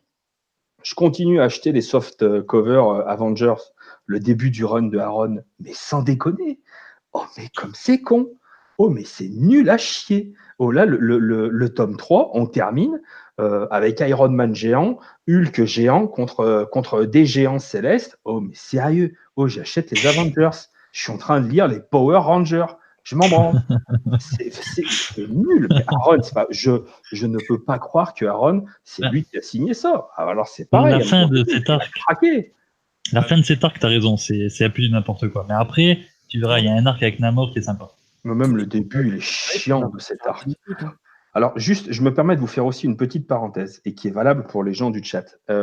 Vous avez remarqué que c'était notre galop d'essai, notre première rubrique, et quand on a décidé de lancer ce podcast tous les trois, on s'est permis, voilà, l'idée c'est à fond sur la digression, on se fait plaisir, on reste pas cantonné, on a un cadre, on essaye de jouer avec et de se faire plaisir. Moi, ce que j'apprécie beaucoup, c'est que je vois que ça débat énormément sur le chat, c'est cool, ça débat entre nous, on s'autorise des digressions, on s'en bat les couilles, on est entre nous, on se fait plaisir. Voilà, c'est ça un petit peu le but. Mais si on doit recentrer un petit peu le truc, non, un nouvel âge d'or des comics, pour moi, c'est non. En tout cas, pas sur le média comics actuellement. Voilà, je pense que c'est plus complexe que ça et on est très très loin de ça. Par contre, c'est même plus qu'un âge d'argent, c'est un âge de diamant en ce qui concerne le cinéma. Là, je pense que dans 50 ou 60 ans, ce qui s'est passé là depuis 10 ans, on s'en rappellera encore. Un petit peu de la manière comme Star Wars et ce genre de choses. Je pense que ce qui s'est passé fera date dans les années à venir. Et même au niveau des sorties, du nombre de sorties comics, je vois, il y a 10 ans, Panini avait DC Comics, tu avais un Batman qui sortait tous les 2 mois. Et maintenant, mon libraire, chaque mercredi, quand elle est sortie Panini, la table des nouveautés, elle dégueule de nouveautés. Il sait plus où les mettre. Ouais. Et tu as un choix de fou. Et vraiment, même si tu n'es pas un lecteur de comics, si tu aimes juste déjà un peu lire à la base, il y a forcément un truc qui te plaira. Quoi. Mais que ce soit même dans. C'est même général pour tout, que ce soit BD, comics, manga, etc. Aujourd'hui, il y a une surcharge du marché, c'est affolant. Tu regardes les mangas, tu as quasiment 3 nouvelles séries qui se lancent chaque mercredi. T'es pas loin d'une. Tu as certains mercredis, tu as 40 titres mangas qui sortent. Quoi. Oui, les mangas, c'est affolant. Ouais. Le public est beaucoup plus grand. Les comics, des fois, tu peux facilement frôler les 20 sorties, c'est énorme.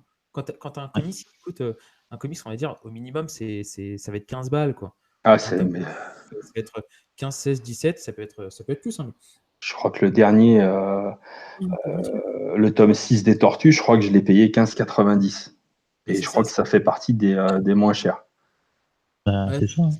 Urban, tu vas avoir beaucoup, notamment dans les indés, tu vas avoir beaucoup de 14,50, 15,50. Ouais. La plupart de leurs tomes, c'est ça pour les séries indés, avec un format classique. Et des offres découvertes à 10 balles très régulièrement, intéressantes.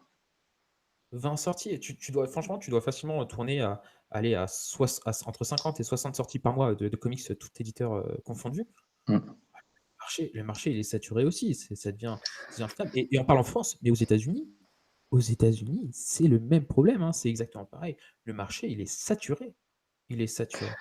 Et je me permets de vous conseiller une vidéo de Blacky. C'est le présentateur des GG Comics. Il a fait une vidéo il y a quelques semaines où il regardait le nombre de sorties moyennes à travers le temps, en prenant plusieurs époques, le nombre de sorties et le prix moyen.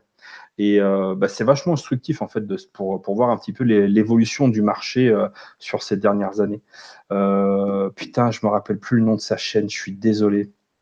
Ah merde, je sais plus. Je le retrouverai, je vous le mettrai pareil en description de la vidéo. Ah putain, j'ai un trou de mémoire. Dragnir, si t'es encore là, n'hésite pas à nous le dire. KFC Comics, merci. Ouais. C'est sur KFC Comics. N'hésitez pas à aller le voir. C'est très bien. Voilà. Après, messieurs, je sais pas, est-ce que vous avez encore envie de rajouter quelque chose sur ce débat? Ou est-ce que nous passons à la conclusion alors que Matt fait son entrée sur le chat et nous te saluons. Ô noble retraité Non, mais dégarni. comme on disait, c'est vrai que maintenant, tout simplement, c'est cool de voir que voilà, que les super-héros c'est devenu cool, que le comics c'est devenu cool. Puis ça rentre vraiment dans la culture du commun des mortels, j'ai envie de dire. Ouais, ça, Et là, pour le coup, avec Avenger Endgame là, qui on a atteint vraiment le point culminant de ça.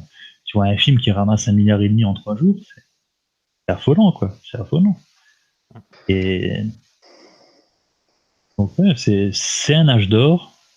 Pas des comics papier, ça c'est sûr. Mais en termes de personnages, Les comics pop. d'univers, de pop culture, quoi. alors, juste, tu vois, je sais pas dans quel. Dramoun, je crois que tu n'as pas été voir Endgame. Je me permets, hein, en fin d'émission, quasiment. J'ai un message aussi, parce que moi, quand j'ai été voir Endgame, c'était donc tout de suite le mercredi après-midi, avec des hordes d'adolescents autour de moi. J'étais parmi les plus vieux, alors que j'ai seulement 36 ans. Donc, déjà, je vais te dire un truc, ça te met un coup derrière le casque, mais quelque chose de correct. Alors c'est très bien, hein, que la culture, comics, tu vois, que les gens kiffent les personnages, tout ça, c'est très bien. Alors maintenant, les petits cons, quand vous allez au cinéma, alors déjà, vous arrêtez de mettre les pieds sur les sièges. Pendant le film, vous coupez votre téléphone portable et puis vous arrêtez de parler à vos copains. Parce que alors putain, moi, c'est pas une séance que j'ai eue, c'était ah putain, c'était un club. Ah ouais, j'étais un daron au milieu d'une colonie de vacances, quoi. C'était incroyable. Alors c'était très bien tous ces petits jeunes, mais putain. J'ai galéré aussi. Déjà pendant les 30 premières minutes, je me serais cru au resto en fait, avec les bruits de bouffe, c'était horrible. Ouais. Il y avait une femme qui téléphonait vers la fin du film, les gosses qui braillaient sur toute une rangée derrière moi, c'était magnifique. Du coup, je suis retourné le voir, plus calme. C'est là, tu vois aussi que, à un moment donné, peut-être à le poids des années quand même qui commence à se faire sentir à 36 ans. Ah Parce que j'ai bah oui. remarqué un truc, j'ai fait pipi avant de rentrer, tu vois, dans la séance. 3 heures de film, dur pour la prostate, tu vois. Et ça, avant, ça me le faisait pas. Alors, je sais pas pour vous, hein, les plus vieux d'entre nous sur le chat, mais moi, à un moment donné, ma prostate, 3 heures, En c'est même beaucoup. temps, ton toucher rectal approche, non? C'est bientôt l'âge. C'est pour bientôt, mais Ah, je ferai une vidéo, comment j'ai découvert les proctologues. Hein, certainement. ouais. Les 5 types de prostate. Le top 5 de la prostate. Alors, mais comme fin d'émission, pour une première, mec, on ne pouvait pas aller mieux. Bah écoutez, si vous êtes d'accord, je pense qu'on peut passer à la conclusion. Oui. De ce premier épisode. On est à peu près à 1h50 de live entre nous. On va commencer peut-être à penser à vous libérer. Avant de terminer, on voulait installer un petit peu cette petite tradition. Je voulais faire un petit tour de table et vous demander à la fois vos lectures récentes et puis votre actualité. L'actualité, quelles sont les prochaines reviews que nous pourrons lire de vous sur lescomics.fr. Quelle est votre actu, mes chers amis? Et je me tourne directement vers mon cher Spider-Man. Alors, qu'est-ce que tu geeks en ce moment? Qu'est-ce que tu lis et puis qu'est-ce que tu nous prépares comme review chez lescomics.fr? Est-ce que même si je ne fais plus partie du collectif, est-ce que j'ai le droit d'avoir quelques petites infos croustillantes? Une exclusivité. J'ai fini cet après-midi de lire Secret Show, édité chez Achilleos. C'est tiré d'un roman de Clive Barker et c'est par... alors attends, je retrouve juste le nom du scénariste. C'est adapté par Chris Ryall et dessiné par Gabriel Rodriguez, donc le dessinateur de Lock and Key, qui est ici à son top niveau. Et c'est vraiment une ambiance un peu Lovecraftienne, le bien contre le mal, un peu des enjeux oniriques. C'est super bien fait. C'est en 12 chapitres. Et la review sera bientôt faite sur lescomics.fr. Et sinon, à part ça, j'ai commencé aussi les Judge Dredd à faire classer chez Delirium. Oui, ça, je sais, ça, tu m'en as parlé. Tu as vendu tes Deadpool. Alors, mais tu as réussi à niquer un gamin qui voulait lire. Tu lui as fourré tous tes Deadpool. Pour la petite histoire, j'ai revendu tous mes Deadpool, environ 80 Deadpool kiosques, pour entre autres m'acheter les affaires classées de Judge Dredd, que je ne regrette absolument pas. Le tome 1, je l'ai déjà chroniqué sur lescomics.fr. C'est du très très lourd avec du sous-texte qui est totalement d'actualité encore aujourd'hui. Tu es en train de me dire qu'aujourd'hui, en France, il y a un lecteur que tu as niqué avec 80 kiosques de Deadpool. C'est ça que tu es en train de me dire. Et après, tous les goûts sont dans la nature. On en reparle dans quelques années avec ce jeune hurluberlu, quand il aura dit les 80 trucs. On va voir s'il va aimer. On va voir. Donc voilà, c'est un peu mon actualité là. Et puis je suis aussi en train de lire The Boys. Très bien. Très bien. Il faudra un jour que je m'y mette aussi si j'arrive à trouver une version pas trop chère. Et toi, mon cher Dramoun, quoi de neuf en ce moment? Qu'est-ce que tu geeks? Je geek pas grand-chose. J'ai joué à Mario Odyssey, parce que c'est facile, c'est détente. C'est plutôt cinéma. Cinéma, je me fais l'intégralité en fait des films de Paul Thomas Anderson. Oh, c'est pas une légende, alors t'as vraiment une vie de merde. Ouais, c'est vrai. Et parce que j'adore Paul Thomas Anderson. Et voilà, je m'étais fait les frères Cohen avant. Donc du coup, voilà, je passe de réalisateur en réalisateur. Mais niveau comics, bah, j'ai lu, en plus c'est sorti, je crois que c'est sorti, les review est sorti aujourd'hui. J'ai lu Emarong, édité chez Akilios. C'est une BD en fait, c'est une BD italienne qui mélange un peu espionnage, une romance et espionnage. C'est vraiment c'est la folie et les dessins sont somptueux. Et comme je disais, j'ai lu PTSD de Singelin. Et du coup, ça m'a donné envie de me lancer dans son The Grocery, avec un bon petit pavé chez le label 619. Voilà. Ça m'a donné envie de me pencher sur son travail. Donc, je pense que ça va monter sur ma pile de lecture. Parce que je dois lire Kingdom, parce qu'il y a un gars dans ce podcast qui me menace de le lire. Je dirais pas qui. Si je peux me permettre, CG. faites attention parce que Dramoun, je le vois un peu partout conseiller de lire L'épée sacrée chez Delcourt. Hein. Faites gaffe les mecs. Il me l'a conseillé, j'ai acheté comme un gros blaireau. Hein. J'ai encore mal aux fesses. Faites attention. Okay. Du coup, je me suis retrouvé. C'est un comics que j'ai aimé et j'ai conseillé. Je pense qu'il aimerait. Au final, c'est pas Spider-Man qui a pas aimé. C'est je suis le seul à aimer en fait. C'est la France entière. L'humanité est unanime. C'est une merde. Voilà. Faites très attention. Ce qui dit pas, c'est que je lui ai conseillé des bons comics avant, des Extremity, des choses comme ça qu'il a bien aimé, mais ça, il veut pas dire. C'est vrai. Extremity, oui. Extremity, c'est très bon, il me l'avait conseillé. Mais voilà. Et sinon, sur le site, je suis content parce qu'on va dire, mon dernier gros travail, c'était une interview de Matt Kindt, dont je suis plutôt fier parce que c'est un auteur que j'apprécie énormément et dont j'admire le travail. Donc, du coup, j'étais plutôt content. Puis j'ai un autre truc sur le feu, mais bon, je sais pas du tout si ça va se réaliser. Donc, je préfère ne rien dire parce que si ça fait flop, j'aime pas faire une promesse. Une fausse promesse. T'aimes pas faire une promesse, quoi. Eh ben, c'est bien. Eh ben, ouais, ben, tu m'en as un petit peu parlé. Je te souhaite vivement que ça ne fasse pas flop pour notre plus grand bonheur à tous. Pour ma part, j'en ai déjà un petit peu parlé. En ce moment, je sais pas que je lis pas trop de comics, mais je suis tombé totalement subjugué, amoureux de ce manga qui est Kingdom. Je l'ai commencé, je ne dis pas comment je l'ai commencé, je le dirai parce que j'en parlerai dans le prochain podcast, la rubrique Geek. On en parlera, ce sera l'objet de ma chronique à ce moment-là, c'est certain. Un manga absolument génial, je ne veux pas trop en dire pour l'instant, à tel point que j'ai dévoré je ne sais combien de tomes d'un coup. Je ne peux pas lâcher cette série, elle est tout simplement monstrueuse. Voilà, c'est mon actualité. Pas de vidéo prévue pour moi pour l'instant et puis à mon avis pendant un petit moment parce que j'ai pas trop le temps, j'ai pas trop le goût non plus pour ne rien vous cacher. J'ai plus envie de me consacrer à ce petit podcast, ce petit moment de fraîcheur, de détente avec vous où on partage autour de cette passion de la manière la plus simple et la plus conviviale possible. C'est vraiment ça qui m'anime en ce moment, c'est de faire que ce petit podcast ce soit pas forcément une réussite critique avec énormément de vues et ce genre de choses, mais surtout que tous les trois, on passe une bonne soirée et que les gens qui ont voilà, le plaisir de nous rejoindre, ils passent un bon moment avec nous et puis voilà, qu'on puisse échanger, débattre, apprendre des choses. On n'est pas des spécialistes des comics, on n'est pas des férus d'histoire des comics. Enfin voilà, on est très très loin d'avoir la science infuse. On a beaucoup de choses à apprendre, on a beaucoup de choses à dire, beaucoup de choses à partager et on a envie de le faire tous ensemble avec la plus grande simplicité. Messieurs, je pense qu'on va pouvoir en rester là. Je tiens vraiment à vous remercier tous les deux d'avoir accepté de faire cette émission avec moi. Voilà, ça me fait plus que chaud au cœur. Vraiment, c'était super. Voilà, parce que c'était pas forcément évident à monter et à faire.